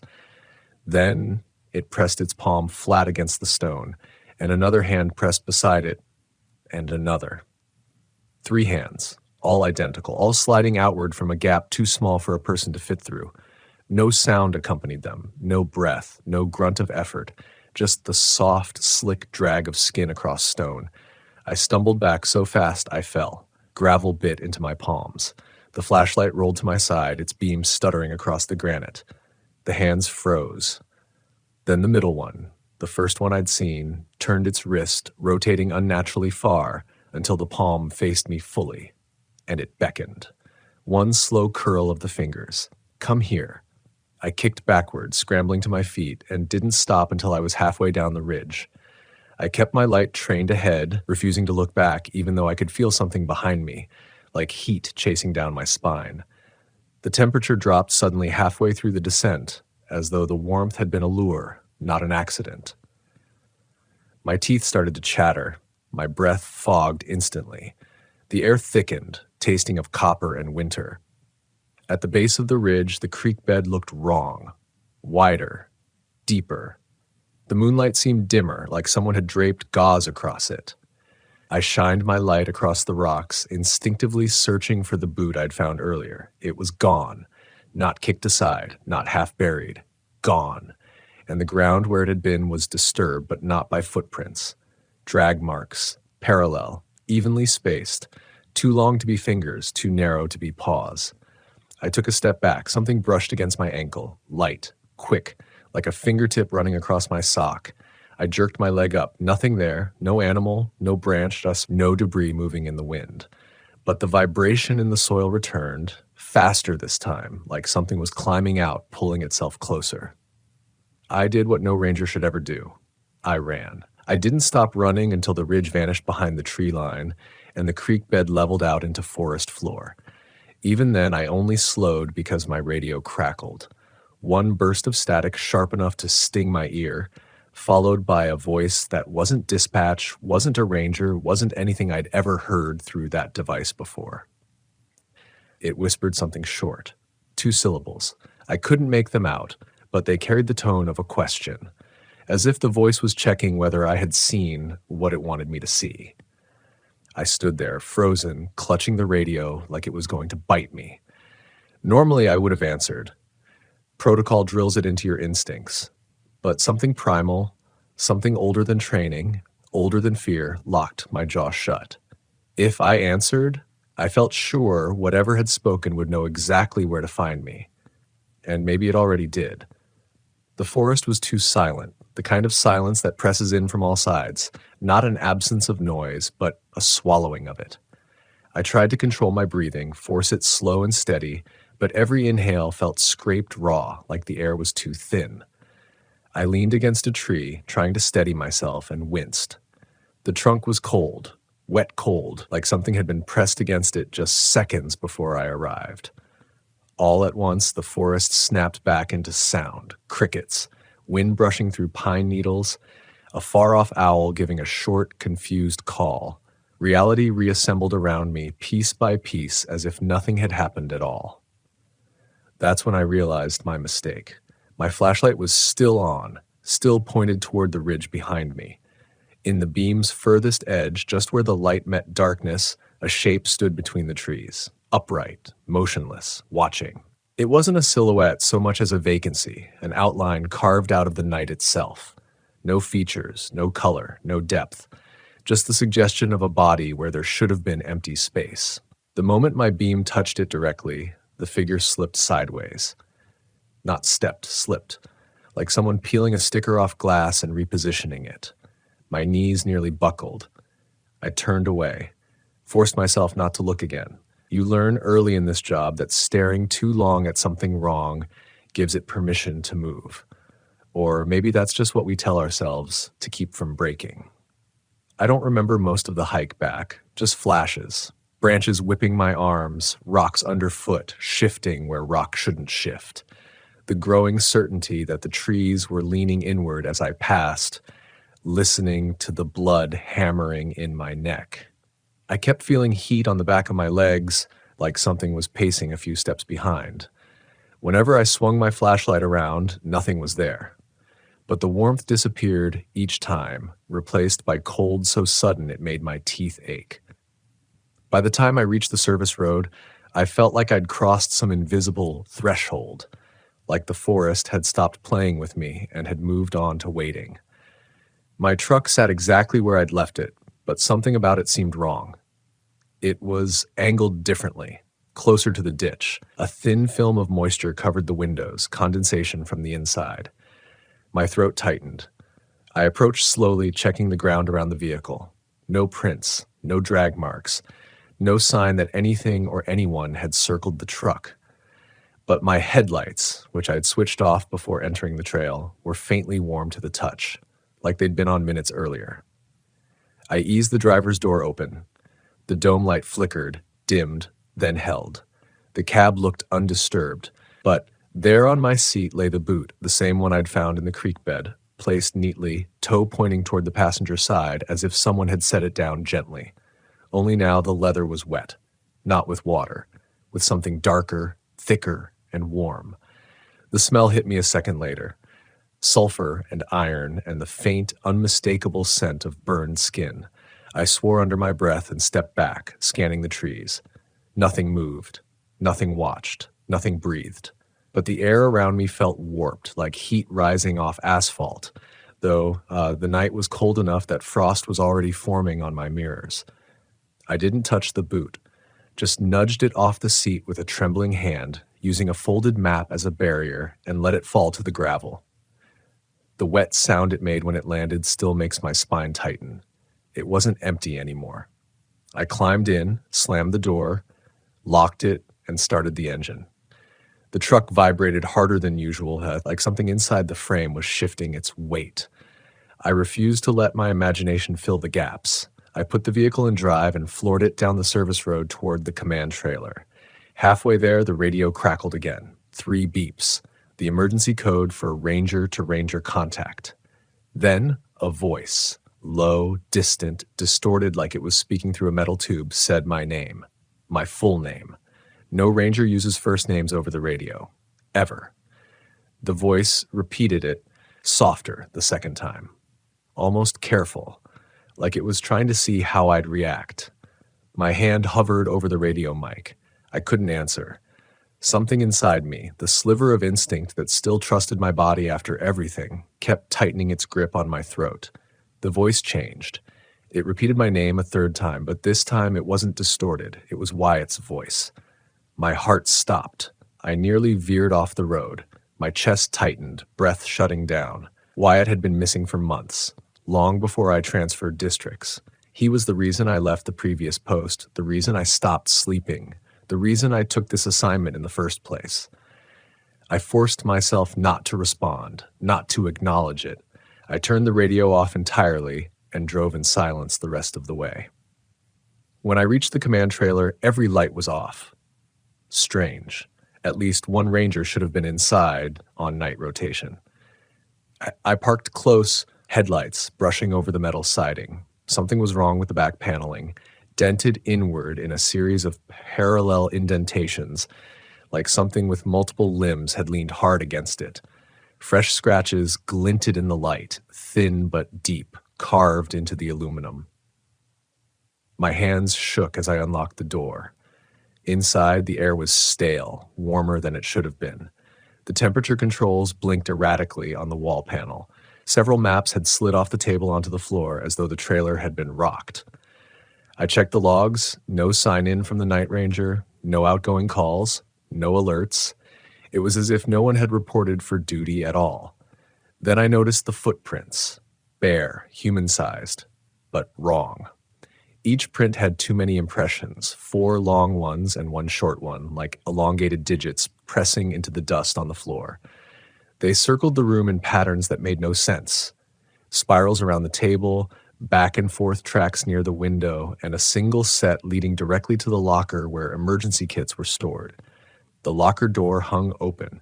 Inside, on the top shelf, lay a folded ranger jacket, and beneath it, something wrapped in a reflective blanket. I stepped closer, heartbeat slamming in my skull. The blanket wasn't just covering something, it was rising and falling, breathing. Slowly, quietly, deliberately. I reached out with the tip of my baton and nudged the blanket open 2 inches.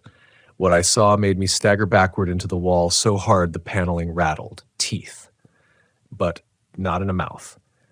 Teeth arranged in a circle, embedded in flesh like a ring of pale stones, as if something had pressed its face, or whatever its feeding end was, against the blanket from the inside, leaving its imprint.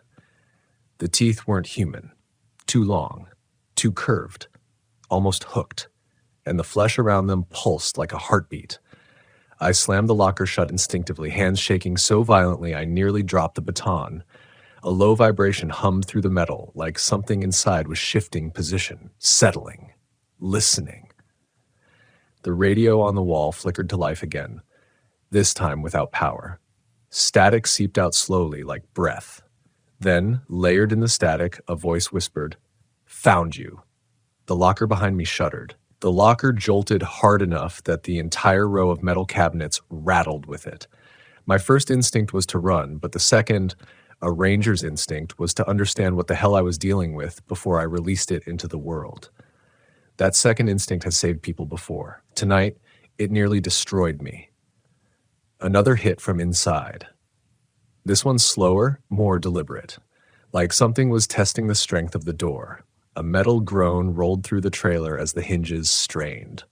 I stepped back, baton raised, though I already knew a 2-pound piece of aluminum meant nothing in this scenario. Sweat ran down my spine, cold despite the heat radiating from the locker. The radio crackled again, sharper this time, like teeth scraping glass. The voice, Wyatt's voice, came through in a whisper so gentle it made my stomach twist. "Let me out." I shook my head as if denying it out loud might break whatever was happening. I could feel my sanity splitting between what I knew and what my senses insisted on feeding me. Wyatt was gone in a way people don't come back from, not in nature, not in the wilderness we worked. But the voice, it carried his cadence, his pauses, even the slight rasp in his throat from years of wildfire smoke. I forced myself to breathe, once, twice. Then everything in the trailer stopped. The rattling ceased. The locker went still. The static died into total silence. Even the wind outside seemed to halt. I stood frozen, every muscle strung tight. The sudden quiet was worse than the noise. It felt intentional, as if something out there was waiting for me to make the next move. Then I heard a soft drip behind me. A slow, steady tap against metal. I turned. A dark patch spread across the ceiling panel above the maps table, thick drops falling with soft, sticky sounds. The scent hit next. Iron, copper, and something burned. My hands trembled as I edged closer. The liquid on the table wasn't water. It was too dark, too viscous. Blood. Fresh. Warm. I looked up again. The ceiling bulged downward like something heavy was pressing against it from the crawl space above. The metal flexed unnaturally, pushed not from weight but from movement. A ripple passed through the bulge. Then another. Something was crawling in the space between outer roof and interior paneling. And it knew exactly where I stood. A screw popped loose from the ceiling and clattered onto the table. Another bulge, closer now, directly above my head. My breath hitched. I stumbled backward, knocking into the radio desk. My shoulder hit the power box, and the lights flickered, plunging the trailer into darkness for a heartbeat before dim emergency lights kicked in.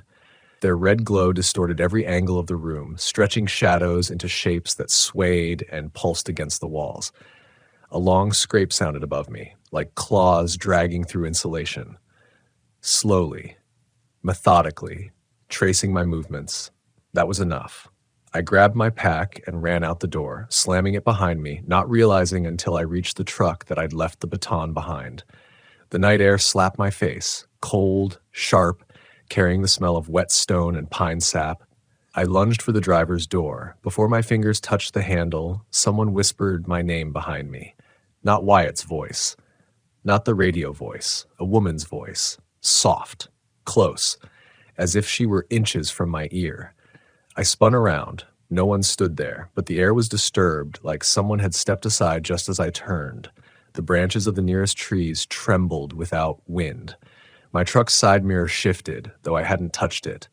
A faint outline clung to the glass like a smudge resembling 5 long, thin finger streaks. My heartbeat hammered so loudly I barely heard the crunch of gravel to my right. A figure stood beside the corner of the trailer. Human height, human posture, but again hollow, like the silhouette I'd seen before, except closer, clearer. Its edges shimmered in the dim light as though it was struggling to hold a shape. Something dark dripped from its hands, thick enough to fall in long strings. It tilted its head, and I swear, the shadows along its outline whispered. I didn't wait. I threw myself into the truck, locked the doors, and turned the ignition. The engine coughed, choked, then roared to life. The headlights illuminated the figure for a split second. Updated details slammed into my brain. It wasn't just a silhouette, it had texture. Skin stretched too tight over 2 angular bones, eyes sunken pits glowing faintly with a color I refused to describe, legs bowed slightly like it wasn't used to standing fully upright. Then it stepped forward. The truck lurched. I floored it. Gravel sprayed behind me as tires struggled for traction. The figure's head twitched with each motion, tracking me perfectly, without moving its actual body. As I tore down the service road, I saw it again. Ahead of me, just for a blinking instant, standing between 2 trees. Then, as my headlights hit it directly, it blinked out, vanished like someone pulling a cloth off a mirror. I kept driving, fast, too fast for that terrain. Branches scraped the sides of the truck like fingers trailing down metal. The road twisted downhill and I nearly lost control twice. I didn't care. Distance was the only thing that mattered. Distance from the ridge, distance from the trailer, distance from whatever had learned my name tonight. A mile down, the forest opened into a clearing. My breath eased, just a fraction. Enough that the numbness in my hands began turning back into pain from clutching the wheel so hard. Then, something thudded against the roof. A heavy, sudden impact that made the truck buck. I shouted, ducking on instinct. Another thud. Then a long scrape across the roof, slow enough to make my teeth hurt just listening to it. I slammed the brakes. The truck skidded to a stop, fishtailing on gravel. I reached for my flashlight automatically, only to remember I'd left it on the ridge hours earlier. The roof creaked. Not from metal stress, from weight shifting. Something was up there. I held my breath. A low vibration traveled down through the roof into the steering wheel, up into my arms. The same pulse I'd felt earlier on the ridge, but faster this time, hungrier. I forced myself to look up through the windshield. The shape on the roof leaned forward. A long, thin limb dangled into view, jointed in a way that made my stomach twist. It pressed against the glass, slow, deliberate, leaving a streak of dark fluid. Another limb slid down on the opposite side, tapping lightly like a curious insect testing its prey. I shifted the truck into reverse without thinking. The figure on the roof reacted instantly. Its weight pressed down harder, making the suspension groan. The rear tires spun in place for a second before catching. The moment the truck shot backward, the creature's grip slipped. It skidded down the windshield, its face, or what should have been a face, passing inches from mine through the glass. I didn't see eyes. I saw holes. Several of them. Pulsing. Opening and closing like gills. A sound erupted, muffled by the glass but still loud enough to rattle the inside of my skull. A choked, wet exhale. Then the thing slid off the hood entirely, landing on the gravel with a thud that echoed in ways gravel shouldn't echo. I didn't wait to see it stand. I threw the truck into drive again, floored the accelerator, and didn't look in the mirrors, no matter how much movement flickered at the edges of my vision. By the time the forest thinned and the district boundary sign appeared, my hands were shaking so badly I could barely keep the truck on the road. My lungs burned. My eyes watered. But I didn't slow down. Not until the ranger station's main building came into view, lights on, staff vehicles outside, a normalcy so sharp it almost made me cry. I parked crooked, stumbled out, ran inside. A ranger on night shift looked up from her desk, startled. She opened her mouth to speak, then she froze. Her eyes drifted down to my chest. Something warm was dripping onto my uniform. I looked. A dark, thick smear streaked from the collar down to the pocket. Blood. Not mine. not human. And beneath the stain, something inside the fabric pulsed.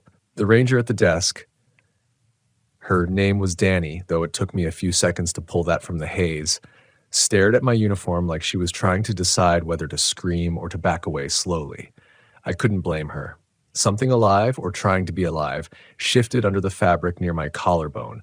A soft, wet pressure moved like a slug crawling beneath my shirt, dragging warmth and something thicker than sweat across my skin. I didn't dare touch it. If I acknowledged it, if I put my hand on it, I knew I'd feel a texture I would never be able to forget. Danny swallowed hard. "What the hell happened to you?" I opened my mouth to answer, but my voice died in my throat. Words felt useless. Wrong. If I spoke, I was afraid something else would speak with me. All I could do was stand there, chest rising too fast, breath scraping the inside of my throat like I'd inhaled smoke. Danny stepped closer cautiously, her boot crunching on the tile. The sound jolted whatever was under my shirt. It froze completely, as if listening. The skin beneath the stain grew cold, the chill creeping across my chest in a widening circle. I flinched, gasping. Danny froze, mid-step. "Do you need a medic?" I shook my head. At first, because I didn't know what a medic could do against this. And second, because, God help me, I didn't want anyone else close enough to touch it. I didn't even want someone else to see it move. It felt like a secret the wilderness had placed on me deliberately. Like a brand. I backed away from her and reached the restroom door beside the supply closet. I ducked inside before she could object and locked it behind me. The fluorescent light buzzed overhead. Loud. Too loud. My ears rang with it. The mirror in front of me was scratched, foggy along the edges, but clear enough that I could see the swelling beneath the fabric of my shirt. Something bulged under the stain, a round shape pressing outward as though the fabric were soft skin and the thing inside were testing for weak points. The motion was impossibly smooth. Intentional. I whispered, barely audible, "Get out of me." The bulge froze. Then a thin line appeared beneath the fabric, dragging downward like a fingernail scraping from the inside. The pressure pulled toward my ribs. My knees weakened, and I gripped the sink to keep from collapsing. My vision blurred. My breaths turned shallow. The sensation wasn't pain. Worse, it felt like curiosity. I could swear the thing inside me was feeling its way around my bones, learning the shape of me. I forced myself to act. Hands shaking, I ripped my uniform shirt open, buttons snapping across the sink and tile. The fabric pulled free, exposing the skin underneath. There was a handprint on my chest. Not a bruise, not blood. An imprint pressed into my skin itself, like someone had grabbed me with fingers too long, too thin, leaving deep, pale depressions that pulsed with each heartbeat. The center of the handprint bulged outward. The thing wasn't under the shirt, it was under my skin. I stumbled back from the mirror, gagging. My mind clawed for rational explanations, subcutaneous swelling, trauma response, hallucination from stress, but none of them fit. I lifted a trembling finger and touched the center of the imprint. The flesh under my fingertip twitched. Then another twitch. Then something pushed back, hard. I slammed my fist into my chest on instinct, once, twice, again. Anything to drive it out, to crush it, to stop the movement. The third strike made the handprint flatten, then retract like something startled or preparing to move. My stomach lurched. Something shifted downward inside me, a crawling, sliding sensation, like a cold rope being threaded beneath the muscle. I dropped to my knees, bracing myself on the toilet stall, breath wheezing through clenched teeth. Dots swam across my vision. Then everything stopped. The handprint faded, the pressure vanished. But the feeling of something deep inside me, the awareness of it, didn't. And that was worse. The restroom lights flickered. The buzzing from the fluorescent bulb warped into something deeper, a low hum vibrating through the walls. The stall door rattled. The pipes under the sink groaned. For a second, I thought the whole building was flexing like the inside of that ridge. I covered my ears, but the sound was inside me too, vibrating from the same place the thing had crawled. Then, silence. I stood, sweat pouring down my spine, heart punching against my ribs. I turned toward the mirror again. There was something behind me. Not a figure, not a shadow, a distortion. The air behind my reflection bent slightly outward, like heat rising off asphalt. In the center of that warped space, something pulsed, slow, rhythmic, like a heartbeat, like the heartbeat from the ridge. The lights flickered again, and the distortion snapped into a human shape for less than a second. A shape with too many joints and a face made of indentations instead of features. I spun around. Nothing was there, but the stall door creaked open by itself. I nearly collapsed against the tiles, breath ragged. A knock rattled the restroom door. The sound made my lungs seize. Rangers don't knock like that. 3 hard hits, too fast, with no pause. I didn't move, didn't answer. Another 3 knocks. Harder. Then Danny's voice on the other side, but it sounded wrong, like she was speaking through a fan. "Are you all right? You're scaring me." I didn't know if it was her. I didn't know if anything outside that door was real anymore.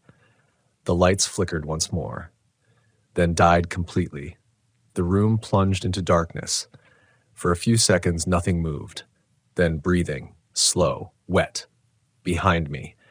I turned so fast I tore something in my shoulder. The sound stopped, but my skin prickled, every inch of it telling me the room wasn't empty. Something was standing in front of me, inches away. My eyes strained in the dark, trying to pull shapes out of nothing. A faint glow appeared, right where the mirror should have been. Not from the lights, not from anything physical. It pulsed. Once, twice. Then something pressed against my chest.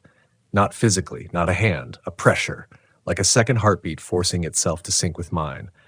I staggered back, reaching blindly for the wall, for the doorknob, for anything familiar. My fingers brushed the cold metal handle. I yanked it open. The hallway lights were on. Quiet, empty, normal, too normal. Danny wasn't there. No one was. I stepped out slowly, every nerve screaming. The hallway temperature dropped so fast, frost spread across the walls like veins of ice crawling outward from the restroom door. I turned toward the main entrance and stopped breathing. Bare footprints led down the hallway, human-shaped, 5 digits. But each footstep was reversed, heel forward, toes backward, as if something had walked backward down the hallway, or walked toward me while facing the opposite direction. The prints led from the back exit toward the restroom, the direction I had just come from. Something had been coming for me, something that didn't walk like a person should. The cold tightened around my lungs. I reached instinctively for my radio, but remembered I'd turned it off. I clipped it back on and flicked the switch. Instantly, static. Then a voice slipping through. Not Wyatt, not Danny, not anything human. It whispered one sentence, soft enough to feel like a memory. You brought it out. My vision blurred. The prints behind me darkened, fresh moisture rising, as if something still warm had walked them only moments ago, and then I felt it. Not on my skin, not outside, inside. The crawling sensation returned, subtle at first, then stronger, sliding upward along my ribs like something changing direction, reacting to the voice. My breath hitched, my legs nearly buckled. Somewhere deep inside, beneath bone and muscle, something pulsed in response. A faint, alien echo of my heartbeat, and then off in the dark end of the hallway, I heard the floorboards creak. Something was moving toward me. Slow, deliberate, barefooted, and heavy. The footsteps at the end of the hallway didn't match anything I had ever heard from a human being. Too slow, too measured, too heavy. But not like a big animal either. No stagger, no weight shift, no sound of claws. Just deliberate, dragging impacts. The kind of footfall you'd expect from something learning how to walk by copying us badly. The fluorescent lights flickered overhead, each buzz syncing with the pulse inside my chest, the one that wasn't mine. I pressed my back against the wall, breath thin as smoke, forcing myself not to run.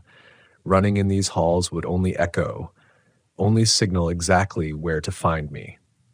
I slid along the wall, inching toward the main entrance, my fingers brushing the radio clipped to my shoulder. Static hissed loudly for a moment, then stopped. Total silence replaced it. The kind that feels thick, the kind that feels owned by something watching. Another footstep, closer. Something exhaled.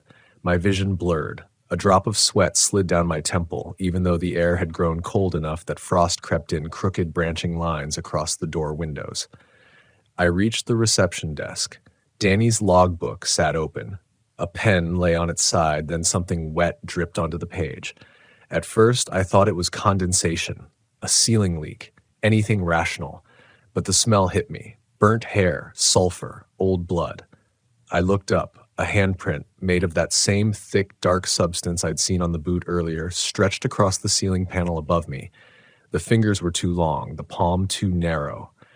A second handprint formed beside it as I watched, the stain spreading outward as if a palm was pressing from inside the ceiling tile.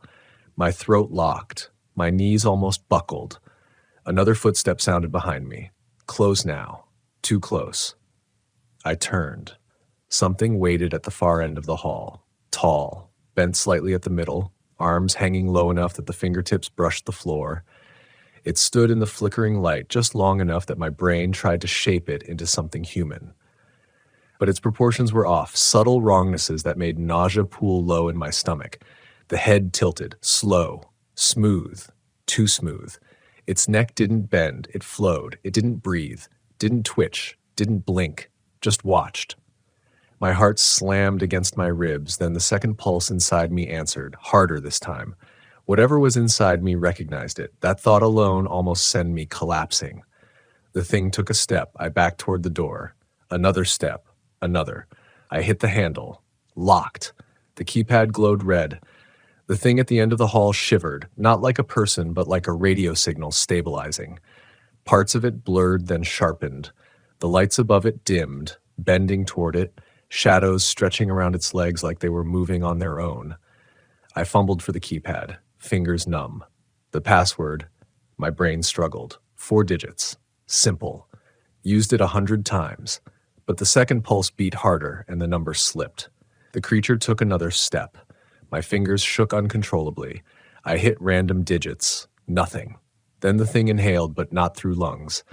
The sound didn't come from its chest. It came from everywhere at once, like the entire hallway sucked inward around it. My breath hitched. My chest seized. The pulse inside me surged upward like it wanted to escape through my throat. And then, a voice whispered behind me. Let me out. Wyatt's voice. But close. Too close. I didn't turn. Couldn't. The creature at the end of the hall twitched violently, reacting to the voice like it was a command. My hand slammed the keypad again, more frantic than deliberate, and by some miracle the light flashed green. I shoved myself through the door into the freezing night air. The temperature outside hit like a fist, far colder than it should have been. Frost laced the ground. The trees leaned inward, branches bowed, as if weight pressed them down. Behind me, the hallway lights went black all at once. Then something hit the door from inside, so hard it bulged outward. A deep metallic groan rippled through the frame. I stumbled backward toward the lot. My truck sat crooked where I'd parked it. The windshield streaked with the marks of whatever had crawled across it earlier. As I reached the driver's side, the pulse inside me sharpened. I froze, clutching the door handle as the sensation crawled upward under my ribs again. No. No, no, no. A bulge rolled beneath my skin like a fist pushing from within. I gagged, dropped to my knees beside the truck. My hands clawed at gravel, breath tearing free in short, panicked bursts. The moon blurred overhead. Frost thickened across the ground, racing outward in a circle like something under the soil was breathing cold into the air. My radio crackled. Static. Then a voice, Danny's voice, came through. Where are you? My chest tightened. I lifted the radio. Before I could speak, another voice layered over hers. Lower. Slower. Wrong. I know where you are. The pulse inside me jolted. I choked on a cry as something twisted under the skin along my side. My hand scraped against the truck door. Somehow I forced myself up again, pulled the door open, and fell into the driver's seat. The creature hit the station door again behind me, louder, closer. Something cracked. The building shuddered. The second pulse in my chest aligned with the impacts, almost like they were in rhythm. I turned the key, the engine roared, the headlights flared to life, and something stood in them, inches from the hood. Not the tall shape from the hallway, something smaller. bent, its limbs folded wrong like a spider halfway through molting.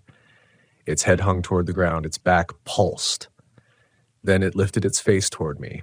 I didn't see eyes, didn't see a mouth. I saw the imprint of a face beneath its skin, like something trying to push through from the inside. The outline of a jaw, a nose, a pair of lips barely there, and the lips moved, soundless at first. Then it spoke in my own voice. You brought me out. I screamed, slapped the gear into reverse. The creature lunged forward. Its hand, if it was a hand, slammed against the hood, leaving long smears of dark fluid. I floored it. The truck fishtailed, gravel spraying. The thing rolled off the hood, but not backward, sideways, like gravity didn't apply. I didn't stop, didn't look back, didn't breathe until the road narrowed and the forest swallowed the station from my mirrors. Only then did I dare press a hand against my ribs, where the thing inside me had moved. The skin there throbbed, slow, steady, like something waiting for the right moment. I drove until sunrise, didn't return to the station, didn't file a report, because I finally understood something I had refused to believe until that moment. Whatever they found underground, it wasn't man-made. And now it wasn't underground anymore. It was inside me. And the wilderness wasn't trying to hide it. The wilderness was trying to spread it.